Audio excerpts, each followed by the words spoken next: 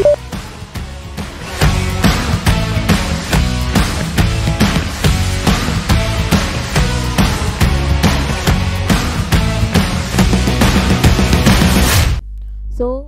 पहिला भाग आहे जॉग्रफी, त्याच्यानंतर सायन्स. ओके चलो. सो थोडेसे काय मिस्टेक्स असतील ते आपण डिस्कशन करून घेऊया. This is not a final paper. काय मिस्टेक्स झालेल्या आहेत तर ते मी तुमच्या इथे क्लिअर करून देणार. राईट. चलो. सो पहिला क्वेश्चन. आणि बघा तुम्हाला जाणवलं पण असेल जॉग्रफी मी बराचसा फॅक्च्युअल घेतलेला आहे ह्यावेळेस. राईट. आणि सायन्स तुम्हाला काहींना अवघड पण गेला असेल, जे नॉन सायन्स बॅकग्राऊंडचे असतील त्यांना, इव्हन सायन्स बॅकग्राऊंडच्यांना पण. कारण की सायन्सचा पेपर मी 11वीचा जो स्टेट बोर्ड आहे तुमचं त्यातनं जास्त कव्हर केला आहे. कारण आपण जेव्हा ॲनालिसिस करतो राज्यसेवेच्या पूर्वपरीक्षेचं पेपर ॲनालिसिस करतो तर 11वीच्या पुस्तकांमधनं क्वेश्चन्स फ्रेम होतात. ठीक आहे. आणि युजली मुलं ते करत नाही. चलो. सो स्टार्ट करूयात. ठीक आहे. आणि काय क्वेरीज असेल तर मध्ये विचारत चला. ठीक आहे. चलो. तर पहिला प्रश्न, योग्य विधानं निवडा. उत्तर प्रदेश राज्याला सर्वाधिक राज्यांची सीमा लाभलेली आहे. बरोबर आहे हे विधान. यस, उत्तर प्रदेश राज्याला सर्वाधिक. कारण आपण बघितलं उत्तर प्रदेश राज्याला एकूण 8 राज्य आणि 1 केंद्रशासित प्रदेश. एकूण 8 राज्य. किती राज्यांची सीमा लाभते? 8 राज्य. आणि 1 केंद्रशासित प्रदेश म्हणजेच कोणता येतो? तो दिल्ली. याची सीमा उत्तर प्रदेशाला येते. क्लिअर. आणि दुसरे जे राज्य आहे ज्याला सर्वाधिक राज्यांची सीमा लाभते तो म्हणजेच कोणता आहे? आसाम. कोणता राज्य आहे? आसाम. आसाम या राज्याला 7 राज्यांची सीमा लाभते. तर this is a mapping based question. ठीक आहे. तुम्ही बघत चला. मॅप पण तुमच्या समोर ठेवा, आणलं असेल तर. यस. नेक्स्ट आता क्वेश्चन, नेक्स्ट विधान बघा. सिक्कीम, मेघालय या राज्यांना फक्त एकच राज्यांची सीमा लाभलेली आहे. बरोबर. सिक्कीम म्हटलं तर सिक्कीमला कोणत्या राज्याची सीमा आहे? ती वेस्ट बेंगॉल. बरोबर. पश्चिम बंगाल. कारण की पश्चिम बंगाल बघा बऱ्याच स्टुडंट्सला ज्यांचं मॅपिंग वीक असतं किंवा खूप मॅपिंग नाही गेलेलं असतं त्यांना वेस्ट बेंगॉल फक्त खाली आपल्याला बंगालच्या उपसागर एवढंच वाटतं की तेवढंच वेस्ट बेंगॉल आहे. राईट. पण वेस्ट बेंगॉलचं जेव्हा तुम्ही आकार बघाल ना तर वेस्ट बेंगॉलचं एक वरती असं शिंग पण केलेला आहे. बरोबर. तर तो भाग जो आहे ना तो कोणाला बाउंड्री करतो? सिक्कीमला. बरोबर. आणि दुसरं मेघालय या राज्याला फक्त कोणत्या राज्याची सीमा आहे? आसामची. राईट. तर हे 2 राज्य असे की यांना फक्त एक राज्यांची सीमा आहे. त्याच्यानंतर पश्चिम बंगाल व बांगलादेश दरम्यान 2217 किलोमीटर लांबीची सीमा आहे. एक बघा. आता हा जो विधान आहे ना इथे आपण जेव्हा बघतो की आपला भारत आणि बांगलादेश टोटल इंडियाची आपण कधी सीमा बघितली आणि बांगलादेशची बघितली तर ती किती किलोमीटर्स आहे? सर्वाधिक आहे ना ती केवढी किलोमीटर्स आहे? ती 4096 किलोमीटर. 4096 किलोमीटर. त्यापैकी बांगलादेशला सर्वाधिक कोणत्या राज्याची सीमा येते? पश्चिम बंगाल बरोबर त्याची सीमा केवढी आहे? 2217 किलोमीटर. तर हा विधान असं डायरेक्ट विचारला जाऊ शकतो किंवा उलटा पुलटा करून विचारला जाऊ शकतो की सर्वाधिक पश्चिम बंगाल राज्याची सीमा आहे. समजलं? यस. त्याच्यानंतर भारताच्या 16 राज्यांना आंतरराष्ट्रीय सीमा लाभलेली आहे. किती राज्यांना? 16. Total 16 states. आता हे सगळं तुम्ही मॅपिंग मध्ये करणार. आपल्याला इथे टाइमचं कारण 100 क्वेश्चन्स डिस्कस करायचे मला, बरेच लेंथी आहे. तर this is a mapping is best question. Direct map आपण इथे घेतलेला नाहीये पण तुम्ही आफ्टर टेस्ट और आता टेस्टच्या वेळेस पण तुम्ही मॅप ठेवून बघू शकता. तर 16 राज्यांना लाभलेली आहे. त्याचं उत्तर काय येणार आहे? अ, ब, क, ड सगळे योग्य आहे. तर ऑप्शन 4 इज अ काय सांगते असं दिलंय 4 जॉग्रफीचा आहे ना आपण 4 आहे ऑप्शन.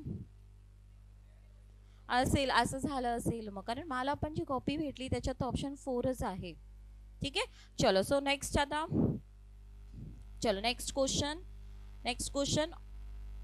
नंबर 2. ठीक आहे. आता इथे हिमालयन नद्या आणि पठारी नद्या संबंधी विधान विचारात घ्या व योग्य पर्याय निवडा. ओके. हिमालयात उगम पावणाऱ्या नद्या बारमाही तर पठारावर उगम पावणाऱ्या नद्या हंगामी असतात. यस. बारमाही म्हणजेच काय की ते वर्षभर वाहतात. एक तर बघा का हिमालयात, कारण हिमालयात ग्लेशियर्स हिम नद्या आहेत.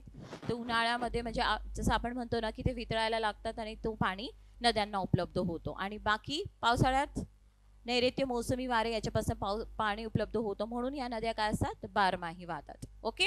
आणि पठारावर ज्या नद्या आहेत, लक्षात ठेवा, पठारावर उगम पावणाऱ्या नद्या, तर पठारावर उगम पावणाऱ्या नद्या बहुतेक तर पश्चिम घाटात जास्त उगम पावलेल्या आहेत. आलं लक्षात. तर इथे जो पाणी वर्षभर यांना उपलब्ध होत नाही, म्हणून हे कसे असतात, हंगामी. ठीक आहे. आता फक्त पठारावरच्या नद्यांवरचं सपोज, ठीक आहे, आपण डिस्कशन करूया तोपर्यंत. तर बघा, पठारावरची जी नदी आहे ना, एक कावेरी नदी लक्षात ठेवायची आहे. सपोज असाच एक विधान आला तुम्हाला, त्यात एक विधान कावेरी नदीवर विचारला गेला, राईट. तर कावेरी जी नदी आहे ना, लक्षात ठेवा, ही नदी पण बारमाही पकडली जाते. वाय नाव वाय, का बरं, राईट. का, कारण की बघा, कावेरी नदीचा उगम कुठे आहे, पश्चिम घाटमध्ये आहे. बरोबर. आता आपण एकदम स्पेसिफिक जाणार नाही, एक ब्रॉड न्यूज मला सांगते आहे, पश्चिम घाटात आहे. बरोबर, कावेरी नदी. आणि पश्चिम घाटाला नैऋत्य मोसमी वाऱ्याकडनं पाऊस मिळतो. यस. आणि कावेरी नदीचं मुख कुठे येतं, तमिळनाडूमध्ये आहे. मग ती बंगालच्या उपसागरमध्ये जाते. आणि तमिळनाडूमध्ये पाऊस कधी पडतो जास्त, हिवाळ्यात पाऊस पडतो. बरोबर. म्हणजे ह्या नदीला वर्षभर काय होतो, पाणी उपलब्ध होत असतो. तो कावेरी नदीचं एक हे स्पेसिफिक लक्षात ठेवणार तुम्ही. क्लिअर. चलो, तर हे लक्षात आलं तुम्हाला. तर हिमालयाच्या नद्या, कारण इथे ग्लेशियर्स असल्यामुळे यांना बारमाही पाणी उपलब्ध असतो, आणि पठारावरच्या नद्यांना हंगामी पाणी असतो, राईट. त्याच्यानंतर हिमालयन नद्या पठारी नद्यांपेक्षा मोठ्या प्रमाणात गाळ वाहून आणतात. बरोबर आहे. हिमालयन नद्यांमध्ये मोठ्या प्रमाणात गाळ असतो. एक तर ह्या खूप लांब नद्या आहेत, आणि जिथे त्यांचं उगम होतो, ज्या नद्यांचं, ठीक आहे. तर क्वेश्चन नंबर 2 चालू आहे, सॉरी मध्येच ब्रेक होत आहे तुम्हाला पण. ठीक आहे. चलो, तर आता हिमालयन नद्या पठारी नद्यांपेक्षा मोठ्या प्रमाणावर गाळ वाहून आणतात. तर हे पण बरोबर आहे विधान, कारण हिमालय ज्या नद्या आहेत ना, लक्षात ठेवा, एक तर हे खूप लांब नद्या असतात. लांब नद्या असतात म्हणून ते जेव्हा मार्गातनं वाहत असताना बऱ्याच ठिकाणी अपक्षरण करतात, आणि त्याच्यामुळे त्यांना गाळ तयार होतो. दुसरं म्हणजेच की हिमालय नदींचे जिथे उगम होतो तिथे अपक्षरणाची क्रिया मोठ्या प्रमाणात होते, कारण उंच पर्वतावर उगम होतं, खूप वेगाने ते वाहत असतात, त्याच्यामुळे त्यांच्याकडनं अपक्षरण कार्य जास्त होतो, त्याच्यामुळे गाळाची निर्मिती कशी होते, जास्त होते. आणि म्हणून जसं आपण म्हणतो की हिमालयन नद्या पठारी नद्यांपेक्षा मोठ्या प्रमाणात गाळ वाहून आणतात. क्लिअर. आणि म्हणूनच तुम्ही बघणार, हा एक आहे. आणि अजून कधी आपण बघितलं ना की हिमालयन ज्या नद्या आहेत बघा, यांच्याकडे मोठ्या प्रमाणात गाळ असतो. आणि तसंच ह्या बहुतेक ज्या नद्या आहेत हिमालयन नद्या, यांचं मुख कुठे येतो, एक एक्सेप्ट इंडस सोडली तर, म्हणजे सिंधू नदी सोडली तर ती अरबी समुद्रात जाते, राईट. बाकी सगळ्या हिमालयन नद्यांचं मुख कुठे आहे, बंगालच्या उपसागरामध्ये. हे कसे आहेत, फ्रॉम वेस्ट टू ईस्ट वाहतात, पूर्व वाहिनी. आता हे बंगालच्या उपसागरामध्ये जात असताना काय होतं ना, हा जो स्लोप आहे, खूप पहिले स्लोप तीव्र असतो. आलं लक्षात. जो पण उतार असतो हा तीव्र असतो, हळूहळू हा उतार कसा होत जातो, मंद होत जातो. आणि मंद उतार होत असताना काय होतो की जी पण नदी पाणी वाहून नेण्याचे जो त्याचा वेग असतो, हा पण कसा होतो, मग कमी होतो. आणि जशी ती पुढे पुढे जाते, समुद्राला भेटायला जात असते, तिचं मुख येतं, तिच्याकडे गाळाचं प्रमाण कसं असतं, वाढलेला असतो. आता उतार मंद झालाय, गाळाचे प्रमाण जास्त आहेत. आता हा गाळ काय व्हायला लागतो, मुखालगत डिपॉझिट व्हायला लागतो. बरोबर. आणि नदी समुद्राच्या तिथे म्हणजे मुखालगत ह्या नद्यात काय तयार करतात, मग गाळाचं संचयन तयार करून त्रिभुज प्रदेश, डेल्टा. समजलं सगळ्यांना आता. ओके. चलो, सो याचं उत्तर काय असणार आहे, अ आणि ब हे दोघं काय आहे, योग्य आहेत. ओके. चलो, आता नेक्स्ट क्वेश्चन, परत फॅक्च्युअल क्वेश्चन आहे हा पण. खालील पैकी उंच धरण कोणते आहेत, उंच, हायस्ट डॅम इन इंडिया. त्याचं डायरेक्ट आन्सर जेव्हा मी सांगते तर आन्सर काय, ऑप्शन 4 तेरी धरण. बरोबर. तेरी डॅम. तेरी डॅम हे कोणत्या नदीवर आहे, it is on river Bhagirathi. आणि एक अजून छोटा एक प्रवाह पण तिथे येतो, भीलगंगा म्हणून, पण भगीरथी लक्षात ठेवा. आणि कोणत्या राज्यामध्ये आहे, उत्तराखंड मध्ये आहे. आणि याची उंची केवढी आहे, 260 मीटर एवढ्या उंच हा धरण आहे. आपण खरं हा एवढा उंच धरण आहे, मोठा धरण आहे, त्यावेळेस आपण बोललो होतो की हा जो भाग आहे उत्तराखंडचा, हा अर्थक्वेक प्रोन पण आहे, भूकंप प्रवण पण आहे, म्हणून बरेच एन्व्हायरमेंट वगैरेचे जे होते त्यांनी त्यावेळेस आक्षेप पण केला होता की हे धोकेदायक ठरेल. बरोबर. यस. तर हे तेरी डॅम लक्षात ठेवणं, सगळ्यात उंच धरण. आता कोणत्या राज्यात आहे हे लक्षात आलं, इन विच रिव्हर हे. आता आपण इतर ऑप्शन्स बघूयात. आता भाकरा धरण आलं लक्षात. भाकरा डॅम कोणत्या नदीवर आहे, सतलज. कोणत्या नदीवर आहे, सतलज. आणि हा आपल्या भारतातला दुसरा सगळ्यात उंच धरण आहे. दुसरा हा उंच धरण आहे. याची उंची केवढी आहे, 226 मीटर. आलं लक्षात? किती आहे? 226 मीटर. सेकंड हायस्ट डॅम तुम्ही म्हणू शकतात. आणि कोणत्या राज्यात आहे हे? Punjab. Okay, clear. Punjab actually Punjab Himachal प्रदेशाच्या बाउंड्रीवर येतं, पण मेन आपण पंजाब, ठीक आहे, नांगल ह्या शहरामध्ये आहे, राईट. त्याच्यानंतर हिराकुंड धरण. हिराकुंड विच स्टेट, कोणत्या राज्यात आहे? ओडिशा, ठीक आहे. आणि कोणत्या नदीवर आहे? महानदी. आणि हा जगातला, भारतातला नाही, जगातला सगळ्यात मोठा, लांबीने कसा आहे? मोठा धरण आहे. लांबीने हा सगळ्यात लांब धरण आहे जगातला, हिराकुंड डॅम, ठीक आहे. On which river? महानदी. आणि सरदार सरोवर गुजरात मध्ये आहे, कोणत्या नदीवर? नर्मदा. क्लिअर? चलो, सो क्लिअर सगळ्यांना. आता हा क्वेश्चन जोड्या लावा वगैरे स्वरूपात विचारलं तर सगळं झालंय तुमचं वन लाइनर, ठीक आहे. आता नेक्स्ट, योग्य विधान निवडा. ओके, आता बघा, भूमध्य सागरीय हवामान, ज्याला आपण इंग्लिशमध्ये मेडिटेरियन टाइप ऑफ क्लायमेट म्हणतो, खंडाच्या पश्चिमेकडील सीमांवर, माझ्याकडनं नाही काय पडलं पण इथे, ठीक आहे, ठीक आहे. खंडाच्या पश्चिमेकडील सीमावर आढळतात. तर चीनी म्हणजे चायना टाइप ऑफ क्लायमेट हा खंडाच्या पूर्वेकडील समान अक्षवृत्तावर आढळतात. ओके, चलो, सो योग्य विधान निवडा. इथे बायोम्स दिलेत ऍक्च्युली टाइप ऑफ क्लायमेट. तर बघा, मेडिटेरियन टाइप ऑफ म्हणजेच भूमध्य सागरीय हवामान. आता भूमध्य सागरीय हवामान कोणाला म्हटलं जातं? भूमध्य सागर तुम्हाला माहित असेल, मेडिटेरियन सी, आफ्रिका खंड आणि युरोप खंडाच्या दरम्यान येतो हा समुद्र. त्याला लागून असलेले जे देश आहेत ना, त्या प्रत्येक देशाला अशा प्रकारचा हवामान आहे. जास्त करून ते देश ह्या हवामानच्या भागामध्ये येतात, म्हणून त्या सागराचं नाव म्हणून मेडिटेरियन टाइप ऑफ क्लायमेट सांगितलेलं आहे. पण असं नाही का फक्त भूमध्य सागरीय सागराला लागून असलेल्या देशांनाच हा हवामान आहे, तर बिलकुल नाही. चिली, दक्षिण अमेरिका खंडातला जो चिली हा देश आहे, त्याच्या पण उत्तर भागामध्ये अशा प्रकारचं हवामान बघायला मिळेल तुम्हाला. दक्षिण आफ्रिका या देशामध्ये पण तुम्हाला अशा प्रकारचं हवामान बघायला मिळेल. ऑस्ट्रेलिया इथे पण बघायला मिळेल. कॅलिफोर्निया इथे पण अशा प्रकारचं हवामान आहे. क्लिअर? तसं नाही का फक्त भूमध्य सागरला लागून असलेली देशांनाच अशा प्रकारचं हवामान आहे, हे नाही आहे, लक्षात ठेवा. पण मॅक्झिमम इथे हे देश येतात म्हणून त्या हवामानाला मेडिटेरियन टाइप ऑफ क्लायमेट म्हणतात. ओके, आणि पश्चिमेकडील, पश्चिम भागात तुम्ही जे पण हे मॅपिंग बघितलं तर सगळे हे जे देश आहे ज्यांना हवामान मेडिटेरियन टाइप ऑफ क्लायमेट भेटला, हे सगळे खंडाच्या किंवा देशाच्या कोणत्या भागात आहे? पश्चिम भागात. कोणत्या अक्षवृत्त्यावर, लॅटिट्यूड, कोणत्या लॅटिट्यूडवर तुम्हाला हे बघायला मिळेल? ते हे 30 ते 40 किंवा तुम्ही 20 ते 40च्या भागामध्ये पण, उत्तर आणि दक्षिण, 20 to 40 डिग्री लॅटिट्यूड, अक्षवृत्ती, अक्षवृत्त म्हणजे आडव्या ज्या रेषा असतात, तर 20 डिग्री ते 40 डिग्री अक्षवृत्त, उत्तर आणि दक्षिण, ह्या अक्षवृत्तच्या दरम्यान पश्चिम भागात तुम्हाला कोणत्या हवामान बघायला मिळतो? भूमध्य सागरीय. आणि ह्याच अक्षवृत्ताच्या पूर्व भागात कधी तुम्ही गेल्या, खंडाच्या किंवा देशाच्या, तिथे तुम्हाला कोणत्या प्रकारचं हवामान बघायला मिळेल? China type of climate. Clear? आता बघा, या दोघांमध्ये फरक काय आहे? ठीक आहे, भूमध्य सागरीय आणि चिनी हवामान 30 ते 40 उत्तर दक्षिण अक्षवृत्त्या दरम्यान आढळतं, हे पण बरोबर आहे. ठीक आहे, भूमध्य सागरीय हवामान प्रदेश उन्हाळ्यात कोरडा व हिवाळ्यात पर्जन्य असतो. This is a very characteristic feature. या मेडिटेरियन क्लायमेटचा हा सगळ्यात इम्पॉर्टंट पॉईंट आहे की इथे हिवाळा कसा असतो? आर्द्र असतो. इथे हिवाळ्यात पाऊस पडतो. जसं आपल्याकडे मुसळधार पाऊस पडतो तसं इथे पाऊस नसतो, रिमझिम अशा प्रकारचा पाऊस पडत असतो. आलं लक्षात? तर हिवाळ्यात पाऊस असतो आणि उन्हाळा इथे कसं असतो? शुष्क असतो. आणि मेडिटेरियन टाइप ऑफ क्लायमेटचं अजून एक वैशिष्ट्य लक्षात ठेवा की इथे तुम्हाला सिट्रस फ्रूट्स, जे पण ऑरेंजेस म्हणा, लक्षात, ऑलिव्स म्हणा, ऑलिव्स माहीत असतील, पिझ्झा वगैरे मध्ये तुम्ही बघितले असतील, बरोबर. तसंच काय म्हणतात, अंजीर म्हणा, फिग म्हणा, हे सगळे ह्या प्रदेशात उगवली जातात. खूप प्रसिद्ध आहे या भागातली. आलं लक्षात? ओके, सो हे म्हणून बघा, भूमध्य सागरीय हवामान, जसं मी तुम्हाला सांगितलं, सिट्रस फ्रूट्स, ग्रेप्स, हे खूप इथले प्रसिद्ध असतात. आणि म्हणून तुम्ही बघणार की युरोपियन ह्या ज्या कंट्रीज आहेत, फ्रान्स, पोर्तुगीज, हे जे पण जिथे हे प्रकारचं भूमध्य सागरीय हवामान आहे, तिथली तुम्हाला वाईन खूप प्रसिद्ध बघायला मिळेल. वाईन, कॅलिफोर्निया वाईनसाठी प्रसिद्ध आहे, तिथे पण हा प्रकारचं हवामान आहे. युरोपमधल्या ज्या कंट्रीज आहेत, जे पण आता मी तुम्हाला सांगितलं, स्पेन म्हणा, पोर्तुगीज म्हणा, फ्रान्स म्हणा, हे सगळ्या देशांमधली वाईन खूप प्रसिद्ध आहे. का? कारण या हवामानामध्ये तशा प्रकारचे लिंबूवर्गीय फळं आणि द्राक्ष उगवली जातात, उगतात. ठीक आहे, चलो, सो नेक्स्ट, चिनी हवामान प्रदेश प्रदेशात उष्णकटिबंधीय वादळे निर्माण होतात. येस, चिनी म्हणजेच पूर्व भागामध्ये.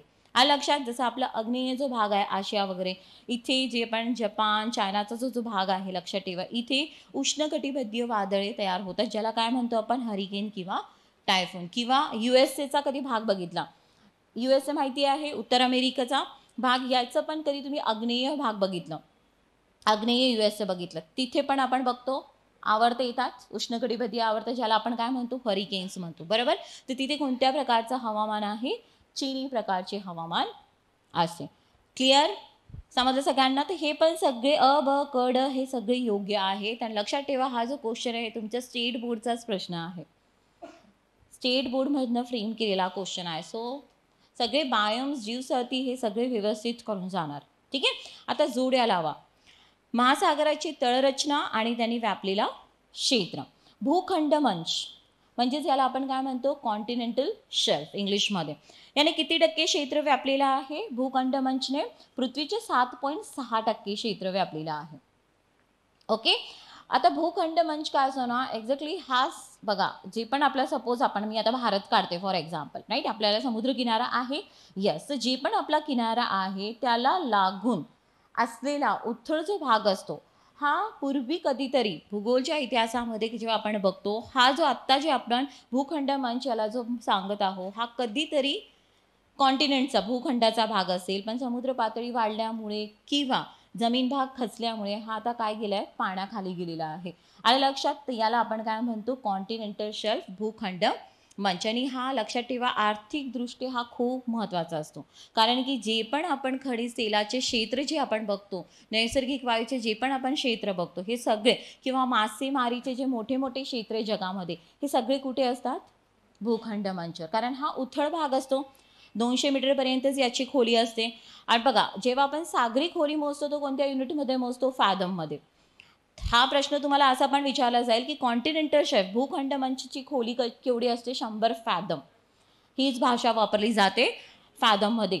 100 फॅदम मीटर्समध्ये बघितलं तर 200 मीटर. तर हा उथळ भाग असतो, सूर्यप्रकाश पोचतो आणि त्याच्यामुळे इथे उत्पत्ती चांगली असते, वनस्पती वगैरे असतात, आणि त्याच्यामुळे इथे मासे कसे असतात? विपुल प्रमाणात. म्हणून डॉगर्स बँक, ग्रँड बँक हे मासेमारीचे जगातले प्रसिद्ध क्षेत्र जे आहेत हे भूखंड मंचावरच असतात. आणि ते तसंच जसं मी आर्थिकदृष्ट्या महत्त्वाचे म्हणते, तर खनिज तेलाचे जे क्षेत्र आहे, आले लक्षात, नैसर्गिक वायूचे जे क्षेत्र आहेत हे पण तुम्हाला कुठे बघायला मिळेल? भूखंड मंचावर. ठीक आहे. तर याने किती टक्के क्षेत्र आपल्याला एकूण आपल्या पृथ्वीचे? 7.6%.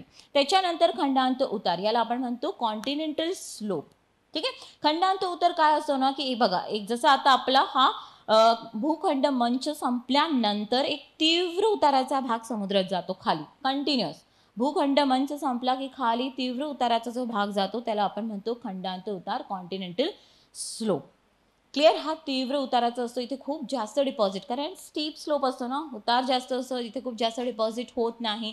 तरी इथे मिथेन हायड्रेटचे संचयन तुम्हाला इथे बघायला मिळतात. ओके. तर याने किती टक्के क्षेत्र व्यापले आपल्या पृथ्वीचे? खंडांत उतार आणि किती टक्के क्षेत्र व्यापलेले आहे? तर ते व्यापले आहेत 8.5%. ओके. आणि त्याच्यानंतर सागरी मैदान. खंडांत उतार झाल्यानंतर आता खाली उतरले तर तुम्हाला सागरी मैदान, सागरी तळ बघायला मिळेल, सी फ्लोर ज्याला आपण म्हणतो. जसं खाली उतरले आता हा सी फ्लोर. लक्षात. आणि या दोघांच्या दरम्यान पण एक असा उंचवट्याचा प्रदेश येतो ज्याला आपण म्हणतो कॉन्टिनेंटल राईज. ते खूप छोटा भाग असतो, पण स्टील तुम्ही हा पण एक क्रम लक्षात ठेवणार की कधी तुम्ही किनाऱ्यापासून खाली समुद्रात गेले तर तुम्हाला कोणते कोणते भूरूप लागतील किंवा काय? तर पहिले काय लागणार? भूखंड मंच, त्याच्यानंतर खंडांत उतार, त्याच्यानंतर कॉन्टिनेंटल राईज, उठाव त्याला म्हणतात, आणि त्याच्यानंतर काय येतं? सागरी मैदाने. सागरी मैदाने जसे आपले मैदानी भाग असतो तसं सागरी भागात असेल, आणि ह्या भागात टेकड्या असतात, रांगा असतात, खोलगट भाग असतात, ट्रेंचेस जे आपण म्हणतो ना, सगळे तुम्हाला इथे बघायला मिळतील. राईट. तर याने सर्वात जास्त क्षेत्र व्यापलेले, that is 66%, that is not 6.6, त्याला तुम्ही करून घेणार करेक्ट, दॅट इज 66%. क्लिअर सगळ्यांना? तर option 2 is the answer. Clear. हे थोडीच मिस्टेक झाल्या आहे, तो एक्स्ट्रीमली सॉरी फॉर दॅट, पण समजून घ्या. ठीक आहे. समजून घ्या, कॉन्सेप्ट क्लिअर करा आणि तो पॉईंट समजून घ्या. ठीक आहे. चला आता नेक्स्ट, खालीलपैकी कोणती समुद्रधुनी किंवा सामुद्रधुनी किंवा त्याला आपण इंग्लिशमध्ये म्हणतो स्ट्रेट, ठीक आहे, पर्शियन आखात व अरबी समुद्र यांना जोडते. पर्शियन आखात लक्षात ठेवा, गल्फ ऑफ पर्शिया आणि अरेबियन सी यांना जोडते.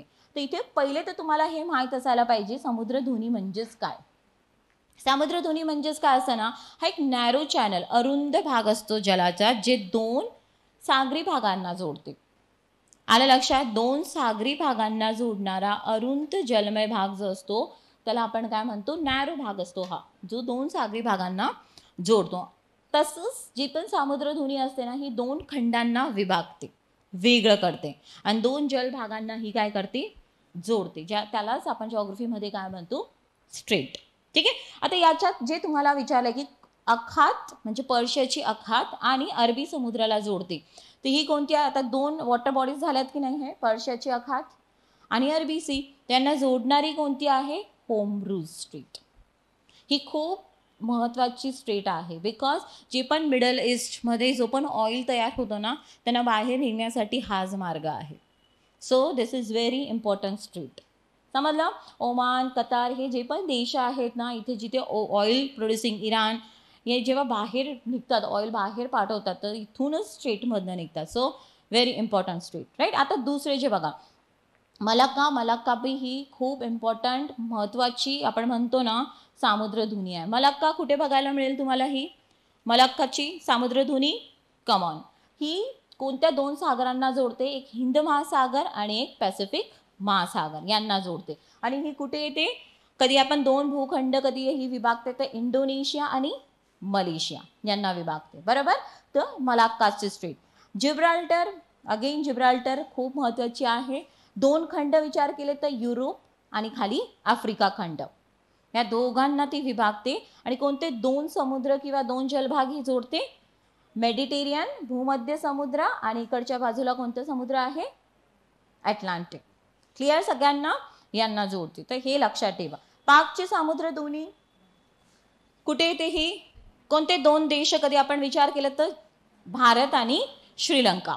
ठीक आहे. भारताचा तमिळनाडूचा भाग येतो आणि श्रीलंकाचा जाफना, हा आपल्याला भारताला सगळ्यात जवळ असलेला श्रीलंकाचा डिस्ट्रिक्ट आहे जाफना. ओके. तर हे पाक स्ट्रेट. इथे जो तुम्हाला प्रश्न विचारला दॅट इज होमरूज. ओके. नेक्स्ट, आता विधान विचारात घ्या व जीवसंहती ओळखा. बायम तुम्हाला हे घ्यायचं आहे. विस्तृत बारमाही गवताळ प्रदेश, विस्तृत एक्सटेंडेड ग्रासलँड रिजन आहे ते. शिकाऱ्यांचे नंदनवन म्हणून ओळखले जाते. It is a hunting ground. का, कारण की इथे खूप प्रकारचे तुम्हाला प्राणी बघायला मिळतात. सिंह, त्याच्यानंतर टायगर जे आपण म्हणतो ना, वाघ, एलिफंट्स. तुम्ही बघा डिस्कवरी चॅनल जेव्हा पण ओपन करतात त्यावेळेस एक गवत इकडे हलत आहे, इकडे वाघ फिरत आहे, इकडे सिंह, बरोबर. हे बघितलं असेल ना सगळ्यांनी, बरोबर. हरिण उड्या मारत आहे. तर ते एक्झॅक्टली तुम्ही काय बघत असतात, कोणती जीवसहती बघत असतात, सॅव्हाना. कोणती बघत असतात, सॅव्हाना. इथे जो घास असतो ना, गवत असतो ना, हा कसा असतो, उंच गवत असतो. ठीक आहे. तर हे पण बरोबर आहे. इथे अनेक प्रकारचे ॲनिमल्स असतात, यस, म्हणून याला शिकाऱ्यांचे नंदनवन म्हणतात. मसाई जमातीचे अस्तित्व, यस, मसाई ट्राईब खूप फेमस ट्राईब आहे ही. ठीक आहे. ही केनियामध्ये आढळते ही ट्राईब. आणि इथे ह्या प्रकारचे जीवसहती आहे सवाना. केनियामध्ये मसाई जमाती आढळते, यस. आणि अतिचाराई, आगी, औद्योगिकरणामुळे हे क्षेत्र कमी होत आहे, बरोबर. हे आता क्षेत्र काय झालेलं आहे, कमी होत चाललेली आहे. तर हे कोणतं आहे, याचं उत्तर काय आहे, ऑप्शन 4, सॅव्हाना गवताळ प्रदेश. ओके. आता याला जिओग्राफीच्या आता आपण इथे तर बघितलं, पण ही जी बायम आहे, ही जीवसहती आपल्या पृथ्वीवर ही कोणत्या अक्षवृत्ताच्या दरम्यान तुम्हाला बघायला मिळेल, ही जीवसहती. कारण बघा, ज्यावेळेस आपण सॅव्हाना गवताळ प्रदेश आपण जेव्हा म्हणतो आहोत, सॅव्हाना म्हणजेच हे काय आहे, उष्णकटिबंधीय गवताळ प्रदेश. हा कोणता प्रदेश आहे, उष्णकटिबंधीय गवताळ प्रदेश आहे. इथले जी घास असते, गवत असतो, हा उंच गवत असतो, कडक गवत असतो. याला गज गवत, एलिफंट ग्रास पण म्हणतात. काय म्हणतात, एलिफंट ग्रास. क्लिअर. तर हे तुम्हाला आपल्या पृथ्वीवर 10 ते 20 डिग्री उत्तर आणि दक्षिण आलं लक्षात. दोघं हेमिस्फिअरमध्ये तुम्हाला म्हणजे दोघं गोलार्धामध्ये 10 ते 20 डिग्री अक्षवृत्ताच्या दरम्यान ही जीवसळती बघायला मिळेल. क्लिअर. चलो आता इथे फक्त इथे मी जे इतर ऑप्शन्स जे तुम्हाला दिले आहेत ना, चेपॅरल प्रदेश बघा, ऑप्शन 1 जो आहे ते म्हणजेच कन्फ्यूज झाला असेल व्हॉट इज. आता तुम्ही भूमध्य सागरी हवामान बघितलं, त्या प्रदेशाला दुसरं नाव पण काय आहे, चॅपरल प्रदेश. कारण इथे जी गवत आहे ना त्याला चॅपरल म्हणून पण ओळखलं जातं. ते हे पण लक्षात ठेवा, हे पण तुमच्या स्टेट बोर्डमध्ये कव्हर आहे. आणि बोरियल जीवसहती म्हणजेच काय, बोरियल जीवसहतीच म्हणजेच काय तुम्ही वाचलेलं असतं, टायगा. टायगा ऐकलं वाचलेलं असतं ना, टायगा. यस, जी तुम्हाला कोणत्या अक्षवृत्ताच्या दरम्यान बघायला मिळेल, 55 ते 65 डिग्री उत्तर. टुंड्रा आणि टायगा हे दोघं पण अक्ष जे आहे, बोरियल किंवा टायगा, ही जीवसहती फक्त तुम्हाला उत्तर गोलार्धामध्ये बघायला मिळेल. दक्षिण गोलार्धामध्ये तर जलभाग आहे ना, म्हणजे तिथे ही जीवसहती असेल का, नाही. तर ही फक्त कुठे बघायला मिळते, उत्तर गोलार्धामध्ये. तर बोरियल जीवसहती, बोरियल फॉरेस्ट, कारण इथे असे प्रकारचे झाडं असतात, तुम्ही बघितले असतील ना, कारण बर्फ नको संचयन व्हायला लाईक कोन शीप असे झाडं असतात, म्हणून याला काय म्हणतात, बोरियल प्रदेश. क्लिअर. ओके चलो. सो आणि समशीतोष्ण गवताळ जीवसहती म्हणजेच टेम्परेट ग्रासलँड्स, त्याच्यावर पुढे मी प्रश्न घेतला आहे, तर ते वेळेस डिस्कस करेल. तर याचं उत्तर काय होतं, प्रश्न 7चा ऑप्शन 4 इज द आन्सर. आता नेक्स्ट क्वेश्चन हे जर आपण हा जो क्वेश्चन आहे हे आकृत्या आपण घेतल्या आहेत आणि तुम्हाला जोड्या लावा. हे फॉल्ट दिले, भंग. ओके चलो. सो पहिली जी भंग आहे, आय थिंक इथे पण पर्याय चुकीचा झालेला आहे, मी डिस्कस करेल तुमच्याशी. ठीक आहे. किती जणांनी सोडवला हा प्रश्न, किती जणांना माहीत होता हा प्रश्न, एकदम डिटेल अभ्यास करून आले होते तुमचं, म्हणून तुम्हाला कळालं असेल की हे उत्तर चुकलं आहे. बरोबर. यस. चलो, म्हणून तुम्हीच एक्सप्रेशन्स दिले, बाकी कोणीच एक्सप्रेशन्स दिले नाही. ओके चलो. सो आता आपण बघूयात पहिलं जो बघा, पहिले तर लक्षात ठेवा, भंग फॉल्ट म्हणजेच काय असते. फॉल्ट म्हणजेच काय असतं ना, पृथ्वी जी आहे, लक्षात ठेवा आपली, दिस इज अवर अर्थ, राईट. पृथ्वीवर सतत हालचाली चालू असतात, अंतर्गत हालचाली चालू असतात. तर काही वेळेस तणावक हालचाली होतात, टेन्शनल फोर्सेस काम करतात, आणि त्याच्यामुळे काय होतं ना की पृथ्वीच्या कवचावर तड पडते. काय पडते, एक क्रॅक, तड पडते. अजून या हालचाली चालू राहिल्या तर काय होतं ना की हे तड पडल्यानंतर काय होतं की एक भाग जिथे तड पडली यातला एक भाग एक तर वरती खचतो किंवा काही वेळेस हे खाली खचतो. आलं लक्षात. आणि यालाच आपण काय म्हणतो, फॉल्ट. काय म्हणतो, विभांग. कॉन्सेप्ट क्लिअर झाली.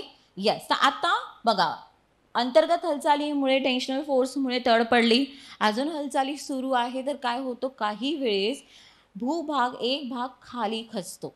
काय होतो, तडचा एक भाग काय होतो, खाली खचतो. आलं लक्षात. तर अशा प्रकारच्या तडला किंवा फॉल्टला, विभंगाला आपण म्हणतो नॉर्मल फॉल्ट. तर जे सामान्य फॉल्ट आणि सेम, खाली खचली. ओके. दुसरं, उत्क्रम, रिव्हर्स फॉल्ट. रिव्हर्स फॉल्टमध्ये काय असतं ना की जसं आता आपण हात पकडूयात, हे दोन, राईट, असं घ्या, राईट. आता हे समजतंय तुम्हाला, हे दोन माझे हात आहे, मध्ये जिथे जो गॅप आहे तो म्हणजेच काय, तळ आहे, राईट. आता इथे काय होत आहे ना की हालचालीमध्ये हा एक भाग, अशा अंतर्गत हालचाली झाल्या की भूकवचाचा हा एक भाग काय झाला, तळच्या वरती गेला. काय झाला, वरती गेला. तर ही जी भंग असणार याला आपण काय म्हणणार आहे, रिव्हर्स फॉल्ट. काय म्हणणार आहे, रिव्हर्स फॉल्ट, राईट. तिसरं, कातर, स्ट्राईक फॉल्ट. स्ट्राईक फॉल्ट कधी म्हटलं जातं, ज्या वेळेस हे दोन असे आपण म्हटले तड पडली आहे, काही वेळेस अंतर्गत हालचाली सुरू असतात, तड पडलेली असते, आणि हा एक भाग काय होतो, पुढच्या भागावर येऊन सरकतो. आलं लक्षात, सरकतो, त्याला आपण काय म्हणतो, कातर, strike fault. Clear. Just a minute, मी तुम्हाला इथे, ठीक आहे, हा भूकवच आहे, हे म्हणजे जो जॉईंट आहे, दिस इज अ फॉल्ट, राईट. अंतर्गत हालचालीमुळे काय झालं ना की हा जो एक तळचा भाग आहे हा काय झाला, याच्या वरती आला. आणि लक्षात, तर ही जी फॉल्ट असेल, ही विभंग असेल, याला आपण काय म्हणणार, कातर, स्ट्राईक फॉल्ट. ओके. त्याच्यानंतर चौथी जे तुम्हाला दिलेलं आहे, प्रणोद, थ्रस्ट. ठीक आहे. हे म्हणजेच काय आहे ना, इथे आता तुम्ही बघणार की सी लाईक दिस. आता काय झालं, अंतर्गत हालचालीमुळे काय झालं ना की हे नाही खाली गेलं, नाही वरती गेलं, नाही असं गेलं, दॅट फक्त यांची काय झाली, हालचाल अशी झाली. आलं लक्षात. पहिल्या याच्या क्षितिज समांतर हॉरिझॉन्टली ते हालचाल झाली ती क्षितिज समांतर, आता काय झाली हे फक्त असे झाले. तर यालाच आपण काय म्हणणार आहे, थ्रस्ट. ओके, तर याचं उत्तर काय असणार आहे, अ ब क ड. तर option 1 2 3 4 option 1 is the answer. Direct simple मी असंच दिला होता हा प्रश्न. अंडरस्टँड? ठीक आहे, चलो नेक्स्ट. आणि ही पण तुमच्या स्टेट बोर्डचीच आकृती आहे. मी पहिली टेस्ट तुमची खूप सारा स्टेट बोर्ड कव्हर केलेला आहे. Okay, next. आता अभ्यासावरून हवामान प्रदेश ओळखा. ओके, हवामान प्रदेश ओळखा. सी काय याचं उत्तर, मोसमी हवामान प्रदेश. Option 2 is the answer. आता कसं ओळखायचं की हे मोसमी हवामान प्रदेश आहे, राईट. आता हे बघा, पहिले तर इतर ऑप्शन्स तुम्हाला पहिले सांगते मी. विषुववृत्तीय वर्षावने, विषुववृत्तीय भागामध्ये वर्षभर पाऊस पडतो. म्हणजेच हे तुम्हाला दिलेलं ना, जानेवारी फेब्रुवारी मार्च, जा फे मा ए मे. कोणाला कळालं का, दिस इज अ मंथ. 12 महिने आपले, जानेवारी फेब्रुवारी मार्च एप्रिल मे. तर कधी हे विषुववृत्तीय प्रदेश व्हायला असतात तर तुम्हाला इथे पण पाऊस, इथे पण प्रत्येक भागात तुम्हाला पाऊस बघायला भेटला असतो, राईट. म्हणजे हे कट, ऑप्शन कट झालं. यस. आता उष्णकटिबंधीय गवताळ प्रदेश. यस. आता उष्णकटिबंधीय गवताळ जो प्रदेश आहे, लक्षात ठेवा, यालाच आपण सॅव्हाना प्रकारचं हवामान म्हणतो, बरोबर. यस. इथे जे पावसाचे प्रमाण असते ना, हे एवढं पावसाचे प्रमाण इथे तुम्हाला बघायला मिळणार नाही. इथे जे पावसाचा, इथे बघा 1200 मिलीमीटर पर्यंत गेले आहेत. हा कधी तुम्ही ग्राफ बघत आहात तर हे पावसाचा जो बघा, जून जुलै ऑगस्टमध्ये पाऊस खूप वाढलेला आहे ना, हा ना. तेच सॅव्हाना उष्णकटिबंधीय गवताळ प्रदेशमध्ये पावसाची जी ही असेल, ही कुठे असेल, एवढ्या भागात. एवढा पाऊस इथे पडत नाही. त्याच्यामुळे हे ऑप्शन पण काय झालं, कट, राईट. आणि शुष्क हवामान प्रदेश, अगेन शुष्क हवामान प्रदेशमध्ये पण तुम्ही पावसाळ्यात बघणार एवढं पाऊस पडत नाही. आणि शुष्क हवामान प्रदेशमध्ये जे आपण म्हणतो ना तापमान कक्षा, दिवस आणि रात्रीच्या तापमानामधला जो फरक असतो हा कसा असतो, जास्त असतो. आलं लक्षात. येस. त्याच्यामुळे हे पण तुम्हाला इथे दिसत नाही. खूप जास्त फरक आहे का, नाही आहे. म्हणून शुष्क हवामान प्रदेश पण कॅन्सल. आता उत्तर तुमचं मोसमी हवामान प्रदेश. मोसमी हवामान प्रदेश लक्षात ठेवा, इथे जून जुलै ऑगस्टमध्ये भरपूर पाऊस असतो, पीक घेतलेला असतो जून जुलैमध्ये. क्लिअर सगळ्यांना, क्लिअर. इथे पण तापमान कक्षा कशी असते, जास्त असते. तर ते तुम्हाला दिसतच आहे बघा, जानेवारी फेब्रुवारी आणि तेच वरचा भाग बघा. येस. तर उत्तर काय येणार, मोसमी हवामान प्रदेश. क्लिअर, ओके, ठीक आहे. चलो, तो हा असे क्वेश्चन्स अशा पद्धतीने समजून घ्यायचे. आणि युजली विषुववृत्तीय, वने किंवा शुष्क हे कॉमन पर्याय असतात आयोगच्या पेपरमध्ये. तर त्यावेळेस हे 2-3 गोष्टी लक्षात ठेवा. Okay, next question. आता जोड्या लावा. महाराष्ट्रावर प्रश्न. ओके, हां, 10वा प्रश्न. महाराष्ट्रातील सर्वाधिक क्षेत्र या जलसिंचनाखाली आहेत. कोणते आहे, विहीर. 55%, किती, 55%. आणि सर्वात जास्त विहीर खाली म्हणजे विहिरी कुठे आहेत, अहमदनगर. आणि सर्वात कमी कोकण भागात. ठीक आहे. कालवा म्हणजेच कॅनाल्स याच्याद्वारे किती होतं, 22.15%. तलाव 14.5. आणि उपसा म्हणजेच lift irrigation 8%. Again state बोर्डचा content. तर ह्याचा क्रम पण लक्षात ठेवणार, सर्वाधिक पासून सर्वात कमी अशा पद्धतीने पण लक्षात ठेवा. Next question. आता फॅक्च्युअल होता हा. आता जोड्या लावा. बघा, शहर दिलं आहे ते कोणत्या नदीच्या काठावर आहे, बरोबर. बीड. बीड कोणत्या नदीच्या काठावर आहे, बिंदुसरा, बरोबर. ही बिंदुसरा कोणाची उपनदी आहे, सिंधफणा, है ना. सिंधफणाची उपनदी आहे. आणि सिंधफणा ही कोणाची आहे, गोदावरी. म्हणजेच Bindusara is a sub tributary of Godavari, बरोबर. यस, लक्षात ठेवणार. त्याच्यानंतर जालना कोणत्या नदीच्या काठावर आहे, कुंडलिका. कोणत्या नदीच्या काठावर आहे, कुंडलिका. आता ही कुंडलिका आहे, ही नदी कुंडलिका ही बघा गोदावरीची एक उपनदी आहे पूर्णा, आणि पूर्णा नदीची उपनदी आहे कुंडलिका. ओके, चलो. सो कुंडलिका बघा, कुंडलिका कोकणामध्ये पण एक आहे, कुंडलिका इकडे पण एक आहे, हे लक्षात ठेवणार. उस्मानाबाद जिल्हा कोणत्या नदीच्या काठावर आहे, भोगावती. अगेन भोगावती, तुम्ही कोल्हापूर कोकण वाचत असताना भोगावती नदी येते. यस, अगेन इथे पण भोगावती आहे, सेम नेम्स, हां लक्षात ठेवणार. तो उस्मानाबाद भोगावती नदी. आता ही भोगावती नदी कोणाची उपनदी आहे? Tributary of Sina. कोणाची उपनदी आहे? सीनाची उपनदी. आणि सीना ही कोणाची उपनदी आहे? भीमा, है ना. यस, ठीक आहे. चलो आता हिंगोली. Hingoli, yes, Kayadhu river. ठीक आहे, कयाधू. यस, कयाधू कोणाची उपनदी आहे? आता पैनगंगा, बरोबर. यस, पैनगंगा. हां, आणि इथे हे पण लक्षात ठेवा तुम्ही, पैनगंगा आणि कयाधू हे दोघं एकत्रित कुठे भेटतात? मोहोळ, सोलापूर जिल्ह्यामध्ये मोहोळ इथे ह्या दोघं नद्या एकत्रित भेटतात. कारण मोहोळ इथे काय आहे? मोहोळ इथे काय आहे? ज्वारी संशोधन केंद्र आहे ना. सोलापूर जिल्हा बघा, अभ्यास करा थोडंसं बघा, कारण की आयोग असं विचारते, जे इम्पॉर्टंट आहे तिथल्या नद्या विचारते आयोग. ठीक आहे. चलो, सो आता नेक्स्ट विचारात घ्या व दिलेल्या माहितीवरून जिल्हा ओळखा. महाराष्ट्रात सर्वप्रथम सूर्यकिरण या जिल्ह्यात पडतात. ज्यांना हे माहित असेल की rises in the east, sun rises in the east. आणि आपल्या पूर्वकडचा जिल्हा कोणता आहे? गडचिरोली. तर डायरेक्ट उत्तर येतो तुमचा, यस, गडचिरोली. बाकी तर मग फटाफट बघा. जंगलाखाली सर्वाधिक क्षेत्र या जिल्ह्यात आहे. यस, सर्वाधिक क्षेत्र या जिल्ह्यात आहे. त्या जिल्ह्याच्या एकूण क्षेत्रफळाचे इथे लिहून ठेवा तुम्ही, 68.81% क्षेत्र जंगलाखाली आहे. आलं लक्षात. गडलगट्टा हा या जिल्ह्यातील सर्वात उंच शिखर. यस, आणि जिल्ह्यातील पश्चिम सीमा वैनगंगा नदीची आहे. ओके, उत्तर आहे गडचिरोली. ठीक आहे. Next question.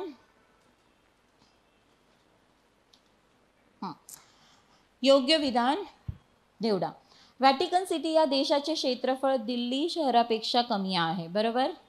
यस, व्हॅटिकन जगातला सगळ्यात छोटा देश, क्षेत्रफळाच्या दृष्टीने सगळ्यात छोटा देश, ज्याचं क्षेत्रफळ केवढं आहे? फक्त 0.49 स्क्वेअर किलोमीटर. आणि आपल्या दिल्लीचं क्षेत्रफळ केवढं आहे? कोणाला आयडिया? हा देश आहे आणि दिल्ली आपला केंद्रशासित प्रदेश आहे, आपल्या देशाचा एक भाग आहे. त्याचं क्षेत्रफळ केवढं आहे? 1.483 आहे जास्त. दिल्लीचे क्षेत्रफळ जास्त.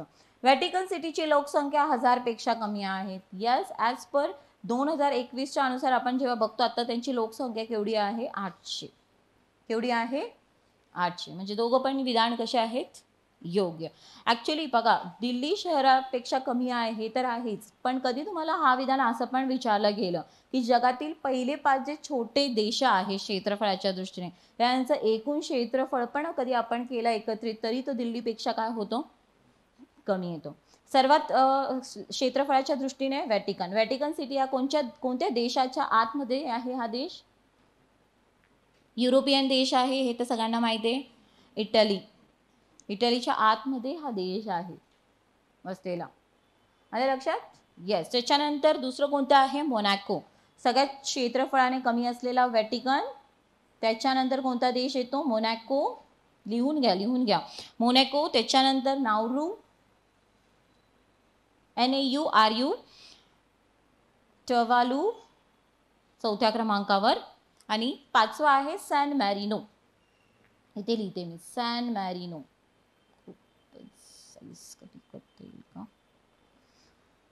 ओके, ठीक आहे. Next question.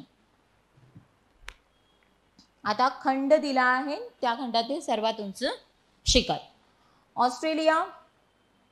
कोणता आहे सर्वात उंच शिखर तिथे? Mount Kosciuszko. ओके. कोणत्या भागात येतो ऑस्ट्रेलियाचा हा? South Wales. पूर्व भागात, ऑस्ट्रेलियाच्या पूर्व भागात जेव्हा तुम्ही येणार ना, तिथे मेन एक रांग आहे, तिथे आहे साऊथ वेल्स हा प्रोव्हिन्स येतो, right. Antarctica, Vinson Massif. Okay. Antarctica खंडाच्या पश्चिम भागात हा येतो. आलं लक्षात. ती कोणती रांग आहे जिथे हे वसलेलं आहे? एल्सवर्थ किंवा सेंटिनल रेंज. तुम्ही हे पण सेंटिनल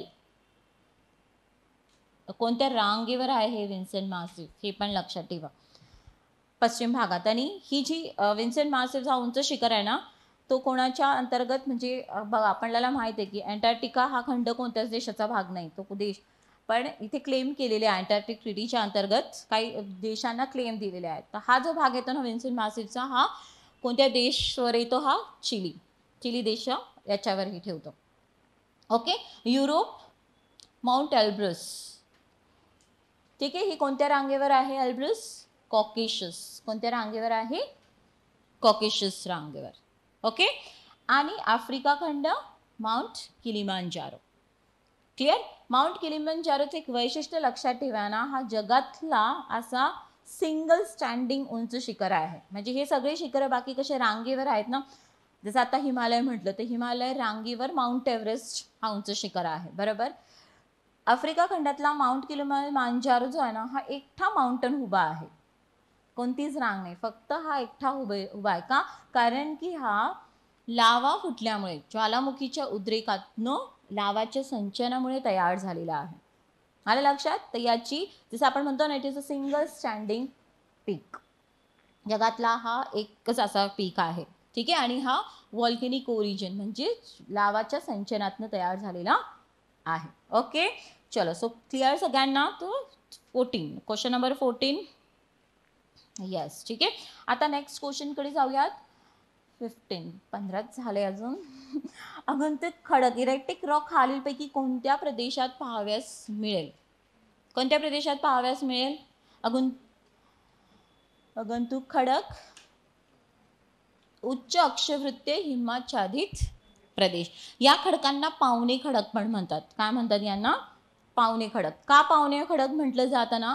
कारण की हिम नदी कुठून वाहून कुठेतरी आलेली असते, तर या हिम नदीने कोणत्या तरी प्रदेशातनं तिच्या बरोबर हे खडक घेऊन आलेली असते आणि कुठेतरी जिथे ती वितळते हिम नदी तिथे त्याचं संचयन केलेलं असतं. म्हणून कोणत्या तरी प्रदेशातला खडक इथे दिसतोय म्हणून त्याला पावणे खडक पण म्हणतात, अगंतुक खडक पण म्हणतात, इरेटिक रॉक्स म्हणतात.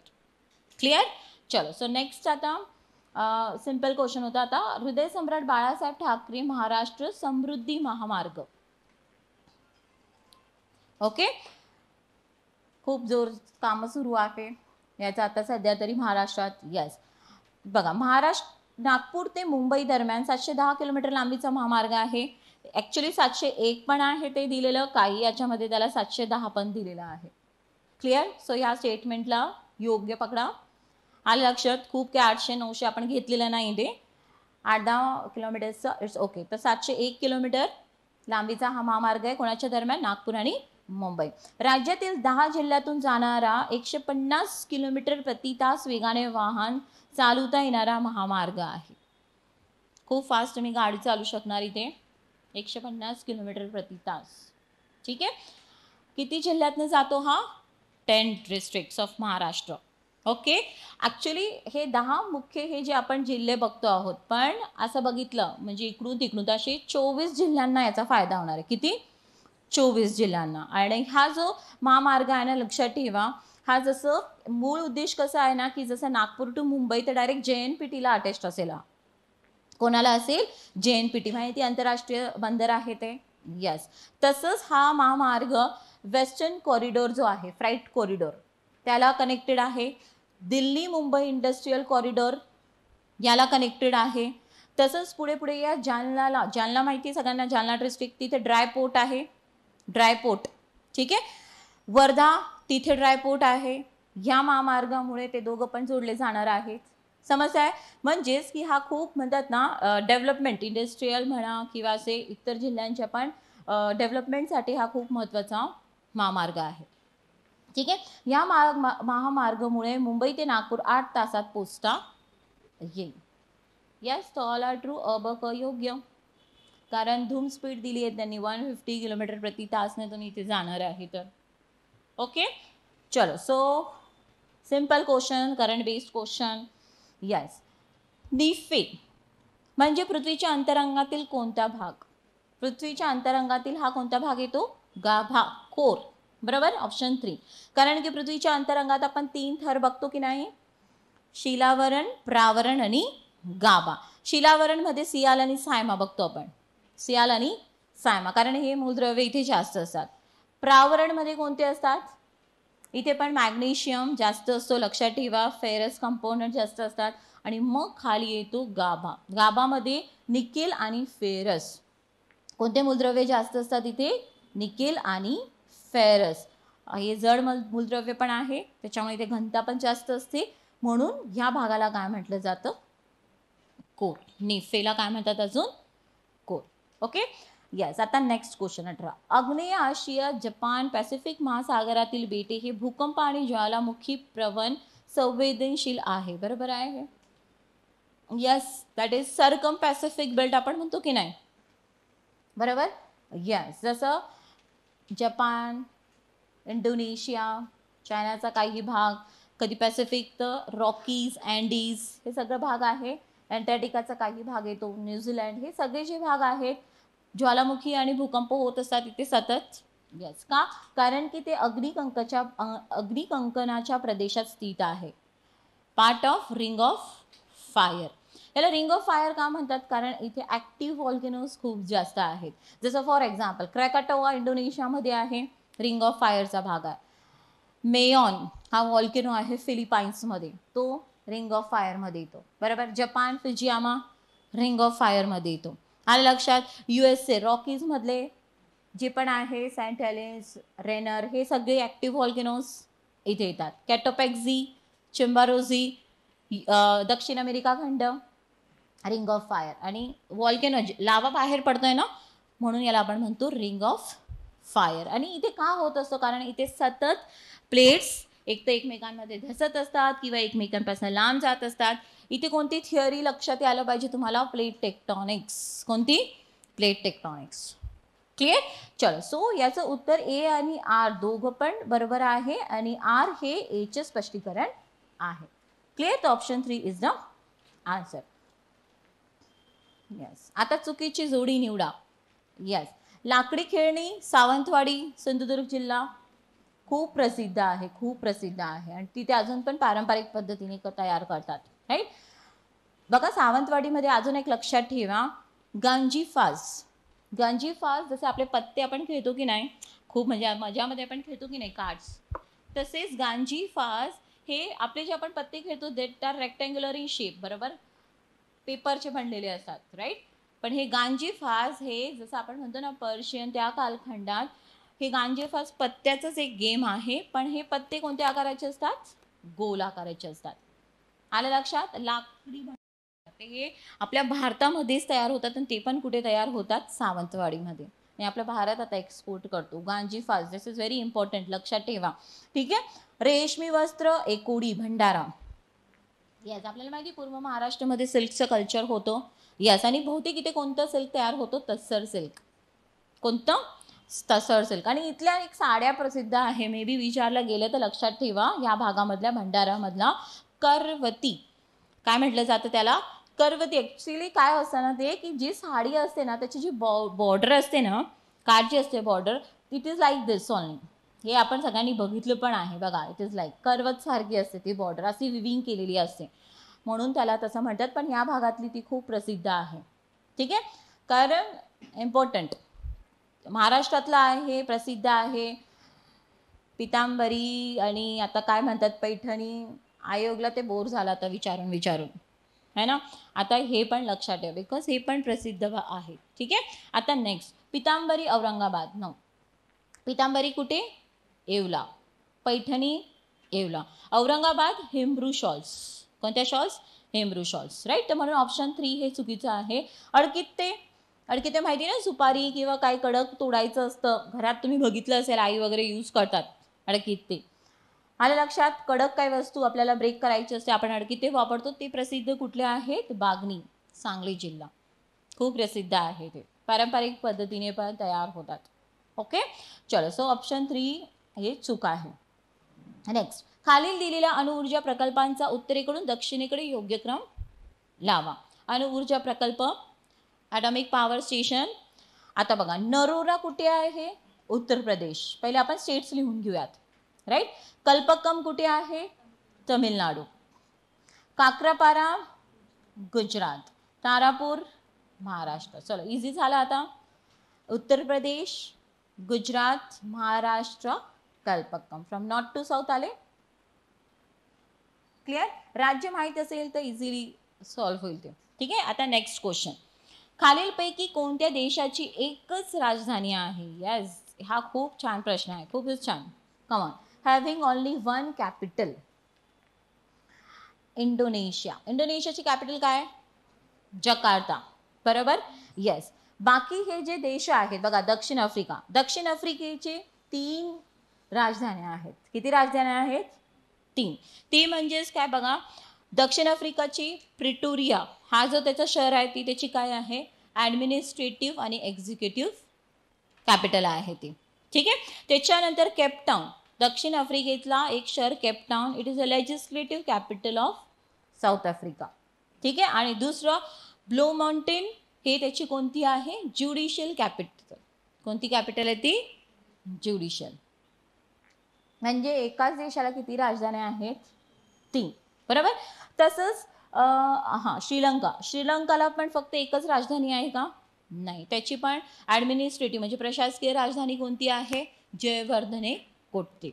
आलं लक्षात? येस. आणि कोलंबो ही तिची कोणती कॅपिटल आहे? ज्युडिशियल. ठीक आहे. म्हणजे एकापेक्षा 2 कॅपिटल्स आहेत. येस. मलेशिया अगेन एकच कॅपिटल आहे का त्याला पण? नाही. मलेशियाला कुआलालंपूर ऑफिशियल कॅपिटल आहे आणि पुत्रजया ॲडमिनिस्ट्रेटिव्ह प्रशासकीय राजधानी आहे. तर अशा आपल्या जगामध्ये लक्षात ठेवा असे 13 देश आहेत. 13 कंट्रीज, 13 देश आहेत ज्यांना एकापेक्षा जास्त राजधान्या आहेत. लक्षात ठेवणार. This is G K type of question. पण जगाच्या भूगोलामध्ये हे तुम्हाला कव्हर होऊ शकतं. ठीक आहे. आता बघा, हिंद महासागरातील सागरी प्रवाहांचा आकृतिबंध हा पॅसिफिक व अटलांटिक महासागरापेक्षा वेगळा आहे. यस. जे पण ओशन करंट्स आहेत याचा जो पॅटर्न आहे हा हिंद महासागराचा कसा आहे? वेगळा आहे का? यस, वेगळा आहे. का वेगळा होतो? का? कारण की आपल्या हिंद महासागरामधनंच कोणते वारे वाहतात? नैऋत्य मोसमी वारे. आणि परत हिवाळ्यामध्ये ईशान्य मोसमी वारे. डायरेक्शन चेंज होते की नाही? एकदा ते साऊथ वेस्ट जातात, एकदा ते नॉर्थ वेस्ट येतात. बरोबर. त्याच्यामुळे हे पाण्याची मुवमेंट पण काय होते? बदलते. आलं लक्षात? त्याच्यामुळे हा पॅटर्न काय होतो? चेंज होतो कम्पेअर टू अटलांटिक आणि पॅसिफिक. मान्सून वाऱ्याचा प्रभाव उत्तर हिंद महासागरातील प्रवाहांवर स्पष्ट दिसून येतो. बरोबर. म्हणून बघा तुम्ही हिवाळ्यात आणि उन्हाळ्यात जेव्हा तुम्ही बघणार, उन्हाळ्यात बरोबर म्हणजे ज्यावेळेस नैऋत्य मोसमी वारे वाहतात, आलं लक्षात, त्यावेळेस हे सागरी प्रवाहांची दिशा कशी असते? क्लॉकवाईज. कशी असते? क्लॉकवाईज. हे प्रवाह कसे वाहतात? क्लॉकवाईज. कारण वारे असे वाहत आहेत ना, लाईक दिस. तर हे पाण्याचे प्रवाह कसं होऊन जातं? क्लॉकवाईज. आणि तेच हिवाळ्यात वारे असे येत आहेत त्यावेळेस हे पाणीचं कसं होऊन जाते? दिशा कशी होऊन जाते? Anti clockwise. क्लिअर? समजलं? ठीक आहे. म्हणून हा पॅटर्न चेंज होतो. ठीक आहे. आणि ह्याच कारणामुळे काय होतं ना की आता इथे आपण खूप डिटेल तर नाही हा पॉईंट घेऊ शकतो, पण स्टील तुम्हाला माहिती आहे की हे जेव्हा सागरी प्रवाह वाहतात, लक्षात ठेवा, तर पाणी आता जसं आपलं हिंद महासागराचा विचार केला तर पाणी फ्रॉम ईस्ट टू वेस्ट वाहतं. तर हे उत्तर भागात जेव्हा वाहतं तर त्याला आपण काय म्हणतो? उत्तर विषुववृत्तीय प्रवाह, नॉर्थ इक्वेटोरियल करंट. दक्षिण भागात होते त्याला आपण काय म्हणतो? South equatorial current. तर काय होतं? पाणी जेव्हा इथून इकडे वाहत आहे, हे सागरी प्रवाह म्हणजेच काय असतं ना, एक्झॅक्टली सागरी प्रवाह म्हणजे जमिनीवर ज्या नद्या वाहतात ना, तसंच सागरी भागामध्ये हे एक प्रकारची नदीच असते, कारण पाणीचा एक मोठा करंट वाहत असतो. तर काय होतं? पाणी जेव्हा इथून इकडे वाहत आहे एका ठिकाणाहून दुसरीकडे, तर ह्या भागात खूप पाणी जमून जातं. आता ते कॉम्पन्सेट करण्यासाठी एक प्रतिप्रवाह तयार होतो. काय तयार होतो? काउंटर करंट तयार होतो. तो म्हणजेच का हा एक अजून एक पाणी आता इथे खूप जमल्यामुळे इथून पाणी परत विरुद्ध दिशेला व्हायला लागतो. त्याला आपण म्हणतो काउंटर इक्वेटोरियल करंट. तर ते तुम्हाला उत्तर भागामध्ये म्हणजे उत्तर हिंद महासागरामध्ये तुम्हाला काउंटर इक्वेटोरियल करंट बघायला मिळणार नाही. म्हणून हा पॅटर्न काय होतो? आपण म्हणतो ना आकृतिबंध हा कसा आहे? हिंद महासागराचा वेगळा आहे. क्लिअर? जेवढं पण कळालं असेल मे बी आता, कारण तो टॉपिक खूप मोठा आहे, पण स्टील आपण ट्राय केलं आहे. चलो नेक्स्ट. आता गवताळ प्रदेश आणि देश दिलेले आहेत. ठीक आहे. आता कंपोज. कंपोज हा गवताळ प्रदेश कुठे बघायला मिळेल तुम्हाला? ब्राझील. कुठे? ब्राझील. ठीक आहे. कंपोज, ललानोस. ललानोस हे ना आपण म्हणतो ना उष्णकटिबंधीय गवताळ प्रदेश आहेत आणि कंपोज हा थोडा उष्णकटिबंधीय भागात येतो, काही टेम्परेट समशीतोष्ण गवताळ प्रदेशमध्ये येतो. तर कंपोज हा ब्राझील, अर्जेंटिना, उरुगे, परागे एवढ्या पूर्ण भागात हा गवताळ प्रदेश बघायला मिळतो. राईट, इथे ब्राझील. पंपास कुठे येतो? अर्जेंटिना. राईट. डाउन्स ऑस्ट्रेलिया आणि कॅन्टबरी न्यूझीलंड. हे समशीतोष्ण गवताळ प्रदेश आहे, टेम्परेट ग्रासलँड. जसं प्रेरीज USA. ओके, चलो. सो नेक्स्ट क्वेश्चन आता 24th. येस, अगेन खूप चांगला क्वेश्चन आहे हा, फॅक्च्युअल, कारण खिंडींवर आता बरेच प्रश्न विचारते आयोग. येस, चलो. चुकीची जोडी निवडा. शिपकिला खिंड सतलज नदी भारतात प्रवेश करते. यस, हिमाचल प्रदेशमध्ये प्रवेश करते ती. सतलज बघा, सतलज नदीचा उगम कुठे होतो? तिबेट, कैलास रांग, रकास तलाव. प्रत्येक पुस्तकामध्ये काही रकास तलाव दिले आहे, काहीमध्ये कैलास रांग दिलेली आहे. लक्षात ठेवा, that is a part of Tibet आणि हे जवळजवळ आहे, तिथेच उगम होतो. जेव्हा ही भारतात हिमाचल प्रदेशमध्ये कोणत्या खिंडीतनं प्रवेश करते? शिपकिला खिंड. राईट, ते हे बरोबर आहे. नथुला खिंड भारत चीन जोडते. यस, नथुला खिंड भारत चीन, भारताचा सिक्कीम भाग आणि चीनचा तो तिबेटियन भाग आता आपण पकडतो, यांना जोडते ती. यस, आणि हा जसं आपण म्हणतो ना की परत ओपन केलेला आहे, 65 मध्ये बंद केला होता परत. आता रोहतांग खिंड जवार बोगदा. रोहतांग खिंडमध्ये कोणता बोगदा जातो? अटल बोगदा. कोणता बोगदा जातो? अटल. आणि जवार बोगदा हा कोणत्या खिंडीमधनं जातो? बनिहाल खिंड. जवार जो बोगदा आहे ना तो बनिहाल खिंडमधनं जातो. रोहतांग खिंडमधनं जातो अटल बोगदा, जी लेह आणि मनाली जोडते. कोणते काय जोडते ती? लेह आणि मनाली. जेव्हा आपण म्हणतो ना नॉर्थला चाललो फिरायला, काश्मीर फिरायला चाललो, तर एक्झॅक्टली आपण या खिंडीमधनंच प्रवास केलेला असतो. कुलू मनाली हे जेव्हा आपण बघतो तर या खिंडीमधून जावं लागतं तुम्हाला. राईट, तर तो अटल बोगदा. राईट. झेलिपला खिंड तिस्ता नदीद्वारे निर्मित. यस, झेलिपला ही कोणाला जोडते? भूटान आणि इंडिया. कोणाला जोडते ही? भूटान आणि इंडिया. भूटानचा लासा हा शहर आणि इकडे सिक्कीम. ओके, चलो. तर याचं उत्तर ऑप्शन 3 हे चुकीचं आहे. ओके, नाईल नदी संबंधी कोणते विधान अयोग्य आहे? इनकरेक्ट स्टेटमेंट विचारलं आहे त्यांनी, अयोग्य. जगातील सर्वात लांब नदी. यस, 6000 काय त्याची लांबी? 6693 किलोमीटर्स. काहीमध्ये डायरेक्ट राऊंड फिगर 7000 किलोमीटर पण दिलेली असते, लक्षात ठेवणार. श्वेत व निळी नाईल एकत्रित होऊन नाईल नदी वाहते. यस, नाईल नदी ही ब्लू नाईल आणि व्हाईट नाईल हे 2 नद्या एकत्रित येतात. खार्टूम, सुदानची कॅपिटल आहे खार्टूम, इथे या 2 प्रवाह एकत्रित येतात आणि मग ही नाईल म्हणून वाहते. नदीचे मुख तांबड्या समुद्रात आहे. नो, कुठे आहे? भूमध्य समुद्रात आहे. म्हणून ही स्टेटमेंट काय आहे? चूक. भूमध्य समुद्रात आहे ना त्याचं मुख. यस, आणि हिने पण नाईल नदी पण तिच्या मुखालगत काय तयार केले? त्रिभुज प्रदेश तयार केलाय की नाही? जेव्हा ती भूमध्य समुद्रात एंट्री करते तिने तिच्या मुखालगत त्रिभुज प्रदेश तयार केलेलं आहे. आणि नाईल नदीला इजिप्त या देशाची काय म्हणतात? लाईफ लाईन म्हटलं जातं. ठीक आहे. अस्वान धरण आणि सेनार धरण नाईल नदीवर आहे. यस, कोणत्या नदीवर आहे? नाईल. पण हा बघा, लक्षात ठेवा, ही जी नाईल नदीवर आता सध्या एक वाद चाललेला आहे. आलं लक्षात? इथिओपिया हा जो देश आहे आफ्रिका खंडामधला, ह्या भागातलाच इथिओपिया, यांनी, कारण की जी निळी नाईल आहे ना, ब्ल्यू नाईल हा जो प्रवाह आहे ना हा, आणि आपण म्हणतो की नाईल नदीचा जो 2/3 पाणी ब्ल्यू नाईलमधनं येतो, समजलं? आणि याचं उगम इथिओपियाच्या तिथे होतो, बरोबर? तर इथिओपियाने काय केलं आहे ना की इथे ग्रँड रेनिसन्स डॅम खूप मोठा धरण तयार केलेला आहे. त्याच्यामुळे आता काय होणार? धरण तयार केलेला आहे, पाण्याचा प्रवाह कमी होईल, उपलब्धता, आणि त्याच्यामुळे इतर देशांना त्रास होईल. त्याच्यामुळे यांच्यामध्ये आता वाद चाललेला आहे. इजिप्त, केनिया, इथिओपिया हे देशांमध्ये वाद, तर त्या धरणमुळे. तर हे पण एक करंटमध्ये लक्षात ठेवणार तुम्ही. नाईल रिव्हर आणि तो डॅम कोणी तयार केला आहे? तर कोणता देश? इथिओपिया. ठीक आहे, चलो नेक्स्ट. आता अयोग्य विधान निवडा. 1925 साली मुंबईमध्ये रघुनाथ धोंडी कर्वे यांनी पहिले कुटुंब नियोजन केंद्र स्थापन केले. येस, हिस्ट्री जिओग्राफी दोघं येऊन जातात इथे, राईट. सन 1965 साली दिल्ली येथे राष्ट्रीय कुटुंब नियोजन संस्थेची स्थापना झाली. हे पण बरोबर आहे, फॅक्ट्स आहे, लक्षात ठेवा, पाठ करून ठेवा.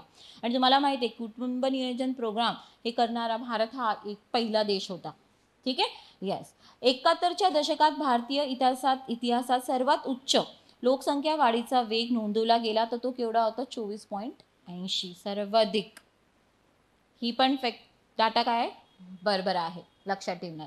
राष्ट्रीय लोकसंख्या धोरण पॉप्युलेशन पॉलिसी 1976च्या अनुषंगाने राष्ट्रीय लोकसंख्या मंडळाची नॅशनल कमिशन ऑन पॉप्युलेशन स्थापन करण्यात आले. तर नाही, कोणत्या धोरणमध्ये तयार करण्यात आलं होतं ते? पॉप्युलेशन पॉलिसी 2000ची. म्हणून चौथा जो विधान आहे हा काय ठरतो तुमचा? अयोग्य ठरतो. धोरणवर प्रश्न विचारले जातात, लक्षात ठेवा. धोरण व्यवस्थित करून जाणार, त्याच्या लॉंग टर्म, शॉर्ट टर्म किंवा तत्काळ उद्दिष्ट काय आहे, प्रिलिम्समध्येच क्वेश्चन्स आलेले आहेत. ठीक आहे. सो धोरण करून जा व्यवस्थित. आता खालीलपैकी कोणत्या ग्राह्य वाऱ्याचे रूपांतर मोसमी वाऱ्यात होते? आता मोसमी वारे उष्णकटिबंधीय प्रदेशात वाहतात. आता आपल्या भारतात येतात हे मोसमी म्हणजे उष्णकटिबंधीय, राईट. आणि उष्णकटिबंधीय वारे किंवा उष्णकटिबंधीय प्रदेशात कोणते ग्राह्य वारे प्रचलित असतात? पूर्वीय, बरोबर. म्हणजेच पूर्वीय वारेचं रूपांतर कशामध्ये होतो? मोसमी वाऱ्यात. तर उत्तर काय येणार तुमचं? ऑप्शन 1. Are you getting? का सब टायर्ड झाले सगळे?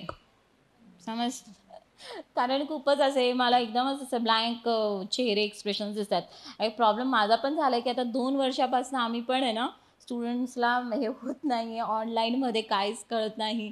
आज तर मला एवढी भीती वाटत होती की मी कसं काय फिजिकल बॅच घेणार. आमच्या साईडने पण होत आहे, टीचर्सच्या साईडला पण प्रॉब्लेम झाला आहे खरं तर. 2 वर्षानंतर असे डायरेक्ट इंटरॅक्शन होत आहे. चलो, आता जोड्या लावा. जरा 2 वे कम्युनिकेशन ठेवा थोडं मध्ये. हां. चलो नेक्स्ट. आता हे गवताळ प्रदेश नाही आहे हो, स्तंभ. हे वारेचे प्रकार आहेत. जो क्वेश्चन नंबर 28 आहे ना, हे गवताळ प्रदेश नाही आहे, वरती स्तंभ, आणि इकडे हे पण नाही, हे चूक केली त्याने. ठीक आहे. कॅटाबॅटिक वारे याला आपण डोंगरी वारे म्हणतो. हे रात्रीला वाहतात. ठीक आहे, डोंगरी वारे. ॲनाबॅटिक वारे दरीतील वारेला दुसरं नाव काय आहे? ॲनाबॅटिक. चिनूक वारे हिमभक्षी, ज्याला आपण स्नो ईटर पण म्हणतो, बरोबर. यस. आणि बुरान हे एकदम शीत, म्हणजे आपण म्हणतो ना बर्फाचे तुकडे वाऱ्याबरोबर वाहत असतात, ज्याला आपण ब्लिझार्ड पण म्हणतो. कॅनडा या भागामध्ये याला ब्लिझार्ड म्हणतात. अशाच प्रकारचे रशियामध्ये पण वारे वाहतात. ब्लिझार्ड म्हणजेच काय की हे शीत वाऱ्याबरोबर बर्फाचे तुकडे पण वाहून येत असतात जोराने. ब्लिझार्ड. समजलं? येस. आता ॲनाबॅटिक आणि कॅटाबॅटिकचा एक पॉईंट लक्षात ठेवायचा आहे. काय होतं ना, पर्वतीय प्रदेशामध्ये तुम्हाला हे वारे बघायला मिळतात, ॲनाबॅटिक आणि कॅटाबॅटिक. आता पर्वतीय प्रदेशात काय असतं ना की रात्रीच्या वेळेस, ठीक आहे, रात्री तापमान कमी होतो, तर हे जे पण काय डोंगराचा वरचा जो भाग असतो हा अत्यंत जास्त शीत होतो. त्या मानाने जी दरी असते, व्हॅली असते, ती जास्त शीत होत नाही, जास्त थंड कोल्ड होत नाही. आता हे शिखराचा भाग आहे, वरचा भाग अतिशय जास्त थंड झाल्यामुळे, का? कारण इथनं रेडिएशन जास्त होत आहे, आलं लक्षात. त्याच्यामुळे अतिशय जास्त शीत झालाय. जास्त थंड असल्यामुळे ते दाब कसा तयार झालाय? जास्त दाब. कसा दाब आहे इथे? जास्त दाब, हाय प्रेशर. आणि तेच दरी जी व्हॅली आहे इथे उष्ण, वरच्या मानाने खाली वारे कसे आहेत? उबदार आहे. त्याच्यामुळे इथे प्रेशर कसं आहे? लो प्रेशर, कमी दाब. वारे कसे वाहतात? कधी पण जास्त दाबाकडून कमी दाबाकडे. म्हणजेच हे वारे डोंगराकडून खाली दरीकडे आले, आणि हे वारे कधी वाहतात? रात्री. कधी वाहतात? रात्री. यांना आपण म्हणतो कॅटाबॅटिक विंड्स. भौगोलिक भाषा लक्षात ठेवणार. ॲनाबॅटिक विरुद्ध दिवसा काय होणार आहे? हा जो शिखरांचा भाग आहे पर्वताचा, हा जास्त उष्ण होईल कम्पेअर टू दरीचा भाग कसा राहणार आहे? शीत, थंड. प्रेशर वरती लो, खाली हाय प्रेशर. वाऱ्याची दिशा बदलली, दरीकडनं वारे कुठे वाहणार आहे आता? वरती शिखराकडे. म्हणून याला आपण म्हणतो दरीतील वारे हे दिवसा वाहतात, लक्षात ठेवा. याला आपण म्हणतो ॲनाबॅटिक विंड्स. क्लिअर? तर हे ॲनाबॅटिक कॅटाबॅटिक हे पर्वतीय प्रदेशामध्ये बघायला मिळेल. चिनूक वारे हिमभक्षी रॉकीज, उत्तर अमेरिकामध्ये हे वारे वाहतात. चिनूक हे उष्ण स्थानिक वारे आहेत, उष्ण. आणि ज्यावेळेस हे वारे येतात वाहतात त्यावेळेस USA मधल्या काही स्टेट्समध्ये बर्फाचं सिंचन झालेलं असतं आणि हे उष्ण वारे आल्यामुळे काय होतं, ते बर्फाचं सिंचन वितळतं, म्हणून याला आपण म्हणतो हिमबक्षी आणि वातावरण चांगलं करतो. आणि बुरान जसं सांगितलं, ब्लिझार्ड म्हणजेच काय, शीत वारे, त्याच्याबरोबर बर्फाचे तुकडे वाहतात. तर हे रशियामध्ये पण आहे आणि कॅनडा त्या भागामध्ये पण हे वाहतात. ठीक आहे. आता नेक्स्ट 2011च्या जनगणनेनुसार महाराष्ट्राची लोकसंख्या वाढ बघा किती, 2011चं विचारलंय हा त्यांनी, बघा कमान 2011 काय आहे, लोकसंख्या वाढ केवढी होती, 15.9. ठीक आहे. ते भारताच्या एकूण लोकसंख्येची किती टक्के लोकसंख्या महाराष्ट्रामध्ये आहे, 9.28 आहे, पण आपण 9.3 दिलं इथे. यस. आणि लोकसंख्या घनता केवढी आहे महाराष्ट्राची, 365. म्हणजे उत्तर काय आलं तुमचं, ऑप्शन 2 इज द आन्सर. मी स्पष्टीकरणमध्ये दोघं दिलेले आहेत तुम्हाला, 1चा पण डाटा दिला आहे, 11चा पण डाटा दिला आहे, तर तेवढं तुम्ही बघून घेणार, स्पष्टीकरणमध्ये आहे. हो हो, याला डायग्राम नाही दिली यांनी. चलो, अच्छा हां, तुमच्या पेपरमध्ये आहे का, इथे मला नाही आहे. ठीक आहे, चलो, अशी ना डायग्राम ती. येस. कोणता प्रारूप आहे, हा पॅटर्न आहे हिअरिंग बोन, बरगडी दृश्य. आणि अशा प्रकारचं पॅटर्न कोणती नदी तयार करते, झेलम. कोणती नदी तयार करते, झेलम नदी. बघा पॅटर्न जे ड्रेनेज पॅटर्न असतं ते म्हणजेच काय असतं, मुख्य नदी आणि तिच्या उपनद्या कोणत्या जिओमेट्रिक पॅटर्नने, कोणत्या आकृतीबंधात एकमेकांना जोडले जात आहे. आलं लक्षात. आता इथे तुम्हाला लक्षात येत आहे ना की कसे, बघा तिच्या ही मुख्य नदी आहे, दिस इज अ मेन रिव्हर, ही मुख्य नदी आहेत आणि तिला ही वरतून खालून येणाऱ्या ज्या नद्या आहेत हे तिच्या उपनद्या आहेत. आलं लक्षात. यस. तर इथे तुम्ही बघणार की ही जो हेअरिंग बोन ही जी प्रकार आहे, हा पॅटर्न आहे, हा तुम्हाला जिथे दरी, लक्षात ठेवा इथे पण पर्वतीय भाग असणार आहे, इथे पण पर्वतीय भाग, आणि ही मध्ये काय आहे, दरी आहे जिथनं झेलम नदी वाहत आहे. ही दरी कशी असते, रुंद दरी असते, ब्रॉड व्हॅली. कशी असते ही व्हॅली, ब्रॉड. आणि हिला येऊन मिळणाऱ्या उपनद्या ज्या असतात या व्हॅलीमध्ये जेव्हा जातात ते हे अँगल कसं असतं त्यांचं मुख्य नदीला भेटत असताना, it is like a obtuse angle. कसं असतं तो, ऑब्ट्यूस अँगल. आलं लक्षात. आणि त्याच्यामुळे तुम्हाला ही हिअरिंग हा मासा आहे त्याची बरगडी अशा प्रकारची असते. त्याची बरगडी कधी काढली हिअरिंग मासाची ना, तर अशी बरगडी तुम्हाला बघायला मिळेल. क्लिअर. चलो, आता इथे दुसरं पण एक पिसाकृती पण आहे बघा, पिसाकृती पॅटर्न. पिसाकृती पॅटर्न कोणत्या नद्याला बघायला मिळतं, नर्मदा आणि तापी. बघा नर्मदा आणि तापी पण खसदरीतनंच वाहते, दरीतनं वाहते. येस. कारण की बघा आता तापी नदीचा विचार केला तर उत्तरेला कोणती रांग येते, सातपुडा, आणि दक्षिणेला कोणती रांग येते तापी नदीच्या, सातमाळा अजिंठा, बरोबर. आणि मधून तापी नदी वाहत आहे. तर ही पिसाकृती कधी तयार होते ना, ज्या वेळेस नदी जी वाहत आहे त्यात जी दरी आहे, यस, ती जी दरी आहे ती अरुंद असते. पिसाकृती कधी तयार होते, अरुंद, नॅरो व्हॅली. आणि तिला मिळणाऱ्या ज्या उपनद्या असतात ना, ही जॉईन होते कशी, ॲक्यूट अँगलने. तर ती पीस तुम्ही फेदर बघितलं असेल ना, पक्ष्यांचं पीस बघितलं असेल, ते कसं दिसतं, लाईक दिस, अशा असतात ना ते, तर अशा दिसते ती नदी, उपनदी अशा प्रकारे जोडते. तर याला आपण म्हणतो पिसाकृती. पिसाकृतीचं उदाहरण लक्षात ठेवणार, जोड्या लावामध्ये हे विचारलं जाऊ शकतो. समांतर प्रारूप कुठे बघायला मिळतं, कोकण. हां, पश्चिम घाटच्या तिथे किंवा पश्चिम किनारपट्टी आपली भारताची समांतर, छोट्या छोट्या नद्या आहेत तर त्यांचा पॅटर्न असा असतो, एकमेकांना समांतर दिसतात ते. आणि आयताकृती पठारावर. आयताकृती युजली मुख्य नदी आणि उपनदी ही अशी 90 डिग्रीचा कोन करून मिळत असते, म्हणून ते रेक्टँगल पॅटर्न तयार करते, बरोबर. ते हे लक्षात ठेवणार. हे जोड्या लावामध्ये पण विचारलं जातं क्वेश्चन. ओके, एक तास. चलो, जोड्या लावा. भगवान महावीर वन्यजीव अभयारण्य, गोवा. गुड. खिजादिया वन्यजीव अभयारण्य हा पक्षी अभयारण्य आहे, लक्षात ठेवणार, गुजरात. बर्ड सँक्च्युरी आहे. ओके. त्याच्यानंतर शिकारी देवी वन्यजीव अभयारण्य, हिमाचल प्रदेश. आणि गहीरमाथा वन्यजीव अभयारण्य, ओडिशा. क्लिअर. चलो, तो हे अभयारण्यावर प्रश्न होता, very simple question.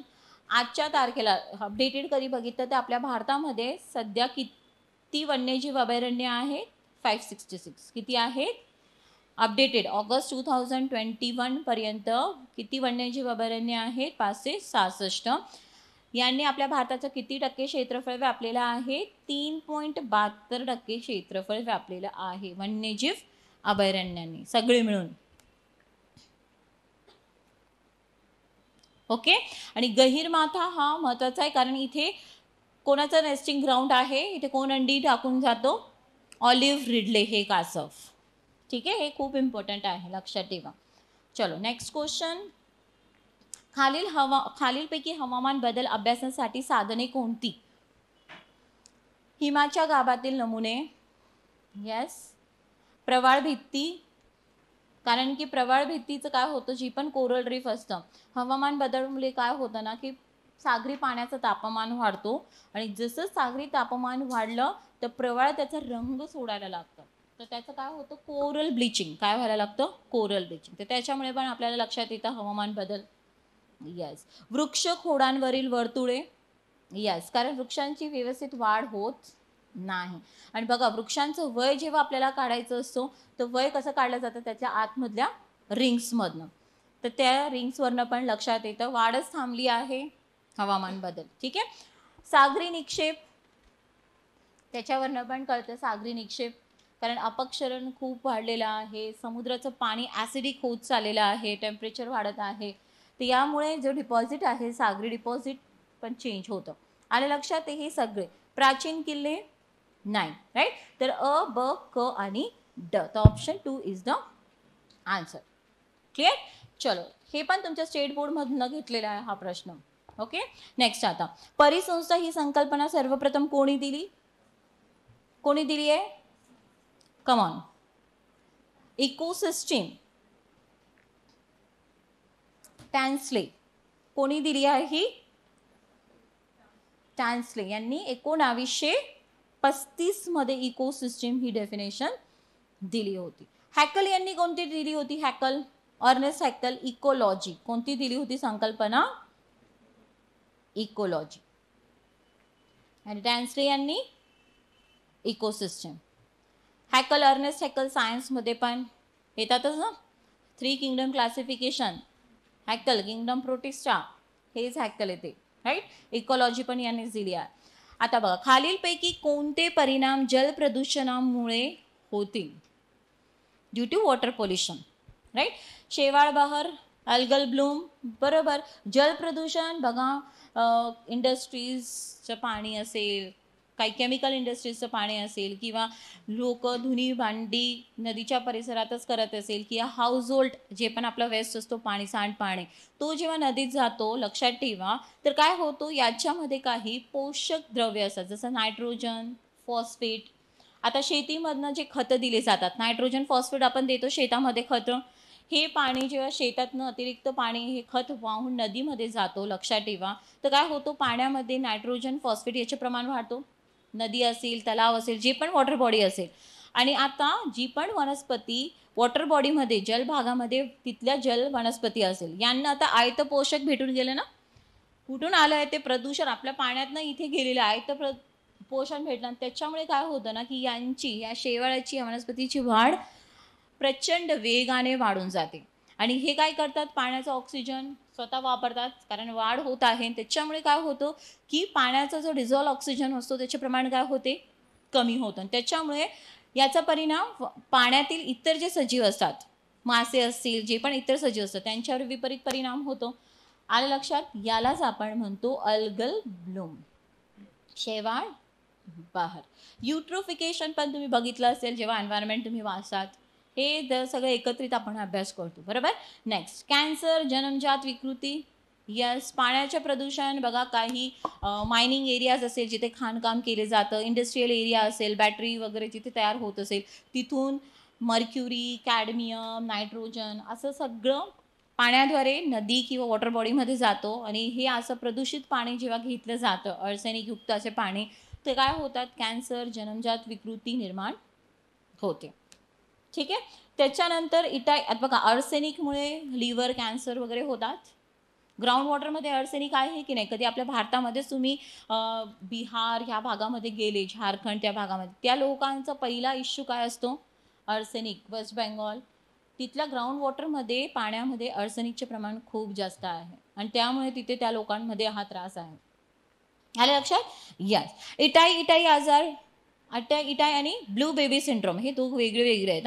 Itai it is due to cadmium poisoning. कोणामुळे होतं ते?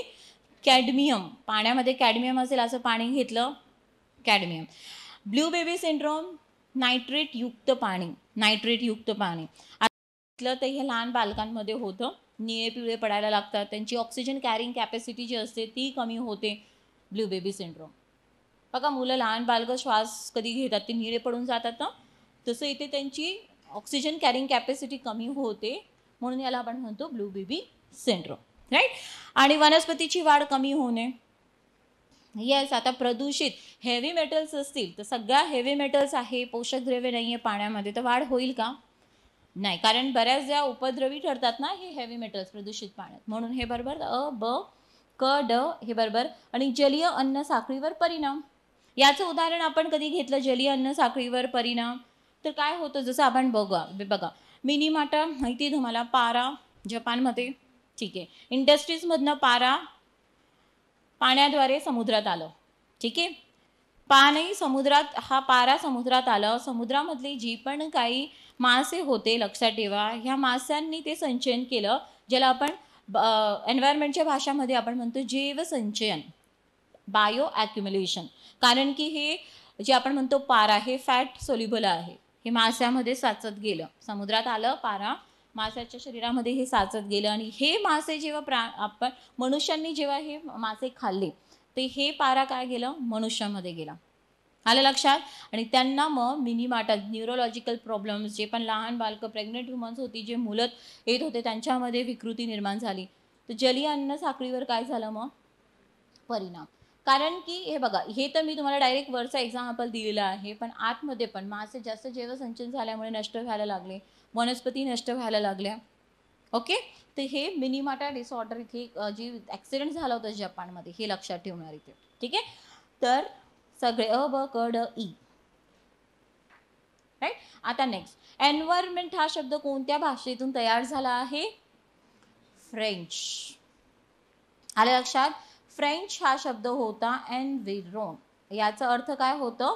सभोवतालचा प्रदेश, सराउंडिंग एरिया. आलं लक्षात? तर फ्रेंच या शब्दापासनं एन्व्हायरमेंट हा शब्द तयार झालेला आहे, असे आयोग विचारते बरं का. येस. जोड्या लावा आता. येस. वन कायदा 1980. हवा प्रदूषण प्रतिबंध आणि नियंत्रण म्हणजे air pollution prevention and control, तो कधीचा आहे? 81. ठीक आहे. पर्यावरण संरक्षण कायदा एन्व्हायरमेंट प्रोटेक्शन ॲक्ट 86 आणि जल प्रदूषण कायदा 74. ओके. हे आहे सगळं फॅक्च्युअल पार्ट करून जायचं तुम्हाला आहे, आणि हे रिपीटेड विचारतात आयोग, मुख्य असो पूर्वपरीक्षा असो, काही क्वेश्चन्स आयोगचे फेवरेट आहेत. ठीक आहे. नेक्स्ट क्वेश्चन आता, खालीलपैकी कोणते द्वितीय प्रदूषक आहे? प्रदूषक म्हणजेच काय? पोल्युटंट. त्याचे प्रमाण वाढल्यामुळे आपण म्हणतो मग पोल्युशन. तर पोल्युटंट हे बघा, प्रायमरी पोल्युटंट असतात आणि सेकंडरी पोल्युटंट असतात. प्रायमरी पोल्युटंट कोणाला म्हटलं जातं? की जे जसेच तसेच बाहेर पडतात, जसं सल्फर, लक्षात, कार्बन डायऑक्साईड, त्यांचा सोर्स तुम्हाला माहिती आहे, ते कोणाच्या मिक्स झाल्याने तयार नाही झालेलं आहे, लक्षात ठेवा. याला आपण म्हणतो प्राथमिक प्रदूषके. आणि द्वितीय प्रदूषके काय असतात ना, की 2-3 प्रदूषके प्रायमरी पोल्युटंट्स मिक्स होऊन हा पोल्युटंट तयार झाले, त्याला आपण म्हणतो सेकंडरी पोल्युटंट. तर याचं उत्तर काय असणार आहे? ओझोन. आलं लक्षात? बाकी benzene, sulphur dioxide, carbon monoxide हे सगळे काय आहेत? प्रायमरी पोल्युटंट्स आहेत. ओझोन हे काय आहे? सेकंडरी. का? कारण की कसं तयार होतो ओझोन हे बघा. आता इथे अजून एक पॉईंट लक्षात ठेवा, तसं ॲक्च्युली मी क्वेश्चन घेतला आहे पुढे. बघा, जो ओझोन असतो ना, हा एक तर तुम्हाला जेव्हा तुम्ही हवामानशास्त्र वाचलं असेल त्यावेळेस तुम्ही स्ट्रॅटोस्फिअर, आलं लक्षात, स्थितांबर ह्या थरामध्ये तुम्ही ओझोन बघितला असेल. यस. हा जो ओझोन आहे ना, हा ओझोन आपल्यासाठी चांगला असतो because it protect us from the ultraviolet radiation, कारण हे अल्ट्रा UV रेजला हे ॲब्झॉर्ब करतो, आपल्यापर्यंत पोहोचू देत नाही.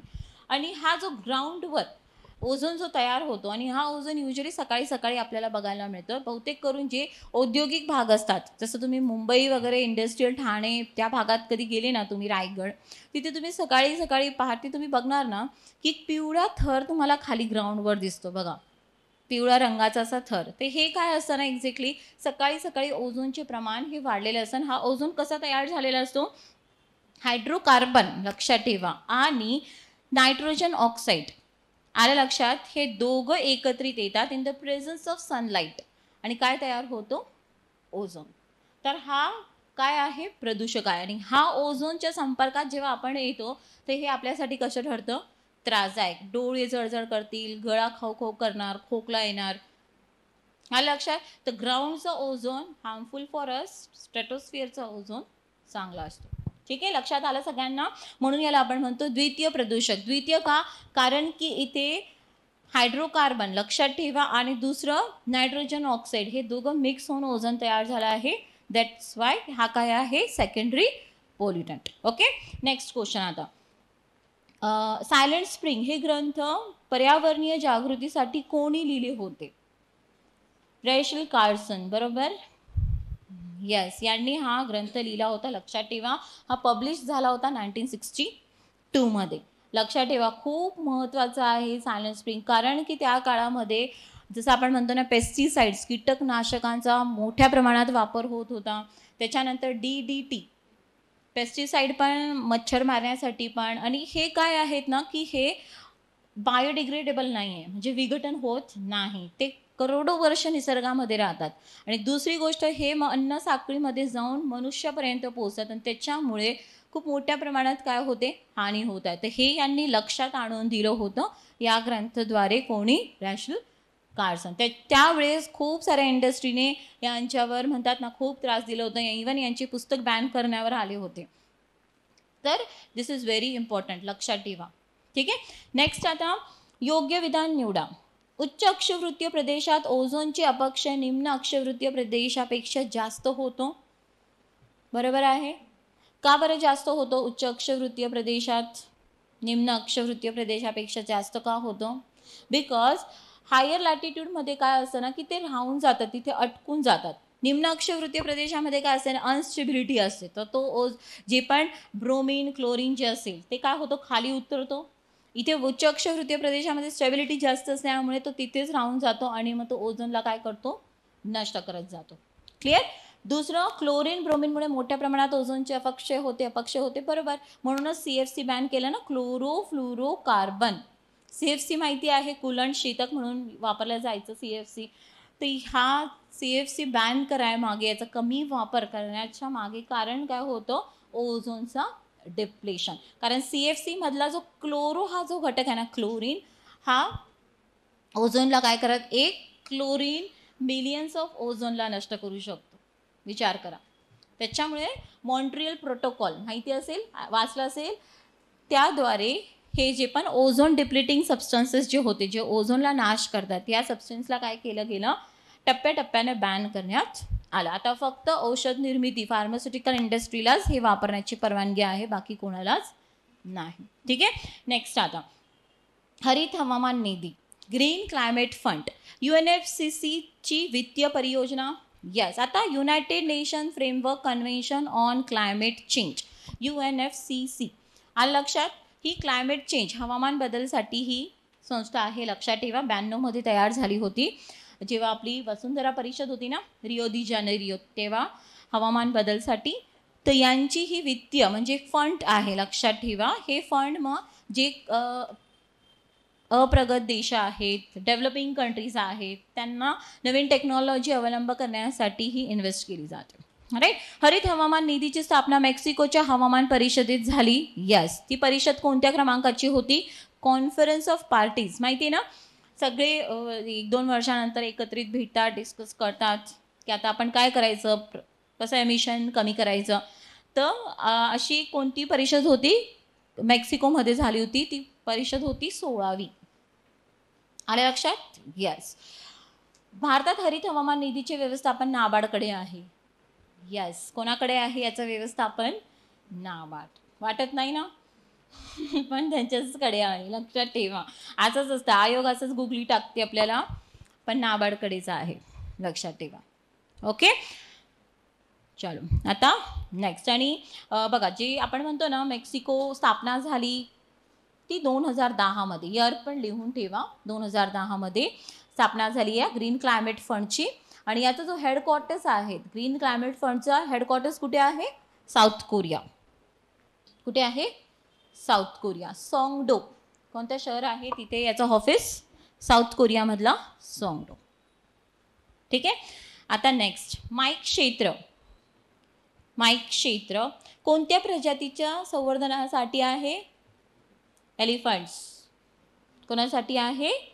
हत्ती. Monitoring of illegal killings of elephants. ठीक आहे.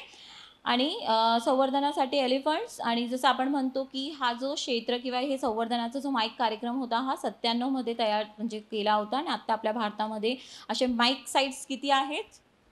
10. किती आहेत? माईक क्षेत्र 10 आहेत भारतामध्ये. आता नेक्स्ट, अन्न साखळीतील एका ऊर्जा विनिमय स्तराकडून दुसऱ्या ऊर्जा विनिमय स्तराकडे संक्रमण या अक्षराने दर्शवतात. ई.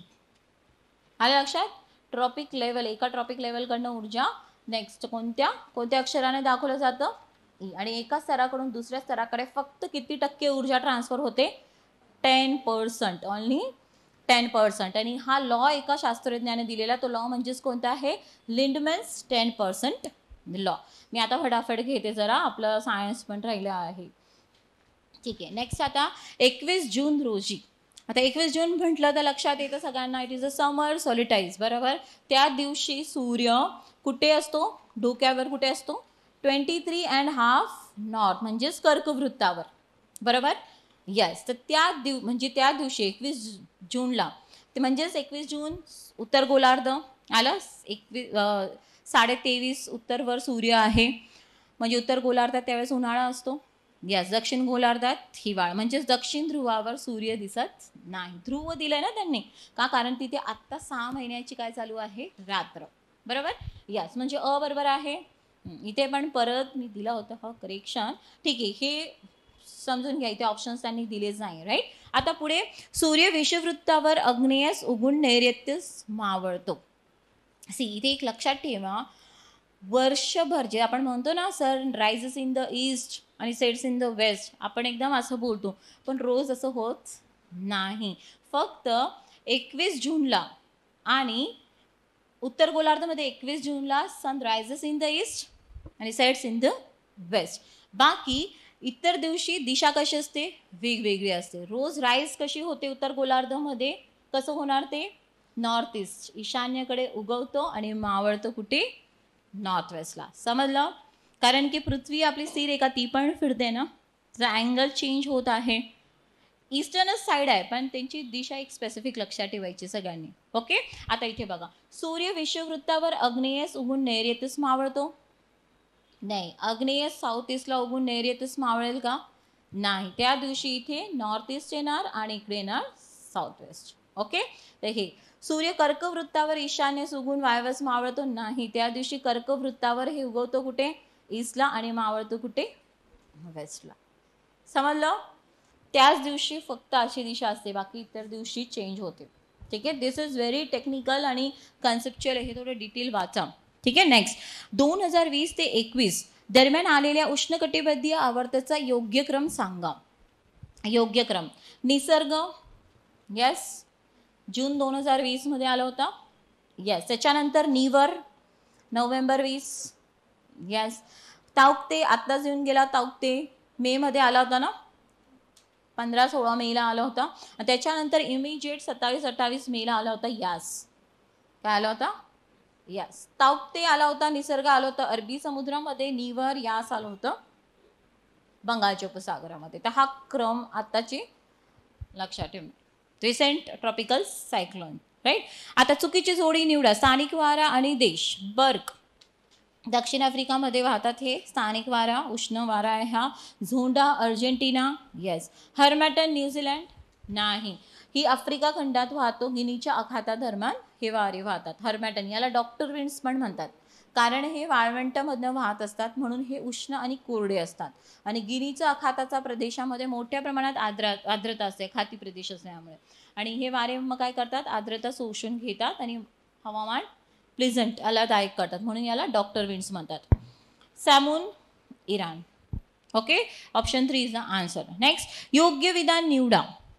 भूखंड वहन सिद्धांत अल्फ्रेड वेगरन यांनी दिला आहे. येस, भूखंड वहन सिद्धांताचे origin of continents and ocean या ग्रंथात सविस्तर स्पष्टीकरण दिले गेले आहेत. Yes, origin of continents and ocean हे अल्फ्रेड वेगनरचे स्वतःहून त्यांनी ग्रंथ लिहिला होता आणि या ग्रंथामध्ये त्यांनी भूखंड वहन सिद्धांत, कॉन्टिनेंटल ड्रिफ्ट थिअरी दिलेली. तर हे दोघं विधान योग्य आहे. लुनी नदी संदर्भात खालील योग्य पर्याय निवडा. लुनी आलं लक्षात. आता लुनी नदी ही कोणत्याच समुद्रात जात नाही ना, ती कुठे हे तिचं मुख कुठे येतं, कच्छच्या रणातील दलदलीच्या प्रदेशात ती काय होते, लुप्त होते. तर आता बघा हिचे उगम कुठे होतं, लुनी नदीचं उगम कुठे होतं, अरावलीजमध्ये. पुष्कर दरी अजमेरच्या तिथे आहे, तिथे लुनी नदीचं उगम होतो. ओके, हिला लुनी म्हणजेच काय, खारट. ही नदीचं पाणी युजली, नदीचं पाणी कसं असतं, गोड, पण ह्या नदीचं पाणी कसं आहे, खारट. का, कारण ही बऱ्याच वाळवंटामधनं जाते, म्हणून या नदीचं पाणी कसं असतं, खारं, म्हणून याला लुनी म्हणतात. लून म्हणजेच मीठ. खालीलपैकी अयोग्य विधान निवडा. अयोग्य, इनकरेक्ट. राज्यघटनेत अनुसूचित जमातींची व्याख्या करण्यात आलेली नाही. बरोबर. मिझोरम राज्यात एकूण लोकसंख्येचे 94.4% लोकसंख्या अनुसूचित जमातीची आहे, हे पण बरोबर आहे. आणि सगळ्यात कमी कोणत्या राज्यात आहे अनुसूचित जमाती, गोवा. त्यांच्या एकूण लोकसंख्येच्या 0.04% लोकसंख्या अनुसूचित जमातीची आहे. आणि समजा आपण हेड काउंट बघितला, पर्सेंटेजने हेड काउंट, कुठे सर्वात जास्त लोकसंख्या अनुसूचित जमातीची आहे, तर ती आहे मध्य प्रदेशमध्ये. कोणत्या राज्यात आहे, मध्य प्रदेश. राईट. तोडा जमातीची लोक निलगिरी पर्वतरांगेत राहतात. यस, तोडा जमाती निलगिरी पर्वतरांगेमध्ये राहतात. आणि यांची जी आता ह्युमन जिओग्राफीमध्ये येत आहात, तर यांचं जो सेटलमेंट असते ना, वस्ती असते, ही कशी वस्ती असते यांची, हे दाट, जसं मधमाशीचं पोळ कसं असतो ना, तशाच सारखी यांची वस्ती दिसते. तर मधमाशीस पोळ दृश्य वस्ती, बी हाईव्ह सेटलमेंट. कारण की हे निलगिरीचा प्रदेश जंगल प्रदेशात राहतात, तिथे हिंसक प्राणी खूप राहतात, त्याच्यामुळे हे एकदम जवळ राहतात. Compact settlement. महाराष्ट्रात 57 प्रकारच्या अनुसूचित जमाती आहेत, तर नाही 47. किती आहेत प्रकार महाराष्ट्रामध्ये, 47. म्हणून अयोग्य विधान ऑप्शन 4. ज्या देशातून विषुववृत्त जाते अशा देशांचा समूह, option 2 Colombia, Kenya, Indonesia, Maldives. बघा, विषुववृत्तीय इक्वेटर म्हणजेच कोणती लॅटिट्यूड येते, कोणतं अक्षवृत्त येते, 0. आलं लक्षात. ही एकूण किती देशांमधनं जाते, 13. किती देशांमधनं विषुववृत्त जात असते, 13. इथे आपण एक समूह घेतलाय. योग्य विधाने कोणती, शेवटचा क्वेश्चन जिओग्राफी. समुद्र मैलाची लांबी ही जमिनीवरील मैलापेक्षा जास्त असते. नॉटिकल माइल इज ग्रेटर दॅन टेरिस्ट्रियल माइल. यस, 1 नॉटिकल माइल 1.85 किलोमीटर. 1 नॉटिकल माइल केवढा असतो, 1.85 किलोमीटर. 1 kilometre 1.85 kilometre. आणि तेच टेरिस्ट्रियल माइल जमिनीवर केवढी असते, 1.60 किलोमीटर. म्हणजे नॉटिकल माइल जास्त आहे ना, आहे जास्त. यस. त्याच्यानंतर डायमेन्शिना गर्थ हिंद महासागरात आहे. यस, ही गर्थ कुठे आहे, ट्रेंच हिंद महासागरात, इंडियन ओशन. यस, ऑस्ट्रेलियाच्या पूर्व किनाऱ्यावर तुम्ही बघणार, तुम्हाला ही गर्थ बघायला मिळेल. म्हणजे हे दोघं विधान काय आहे, बरोबर आहेत. क्लिअर.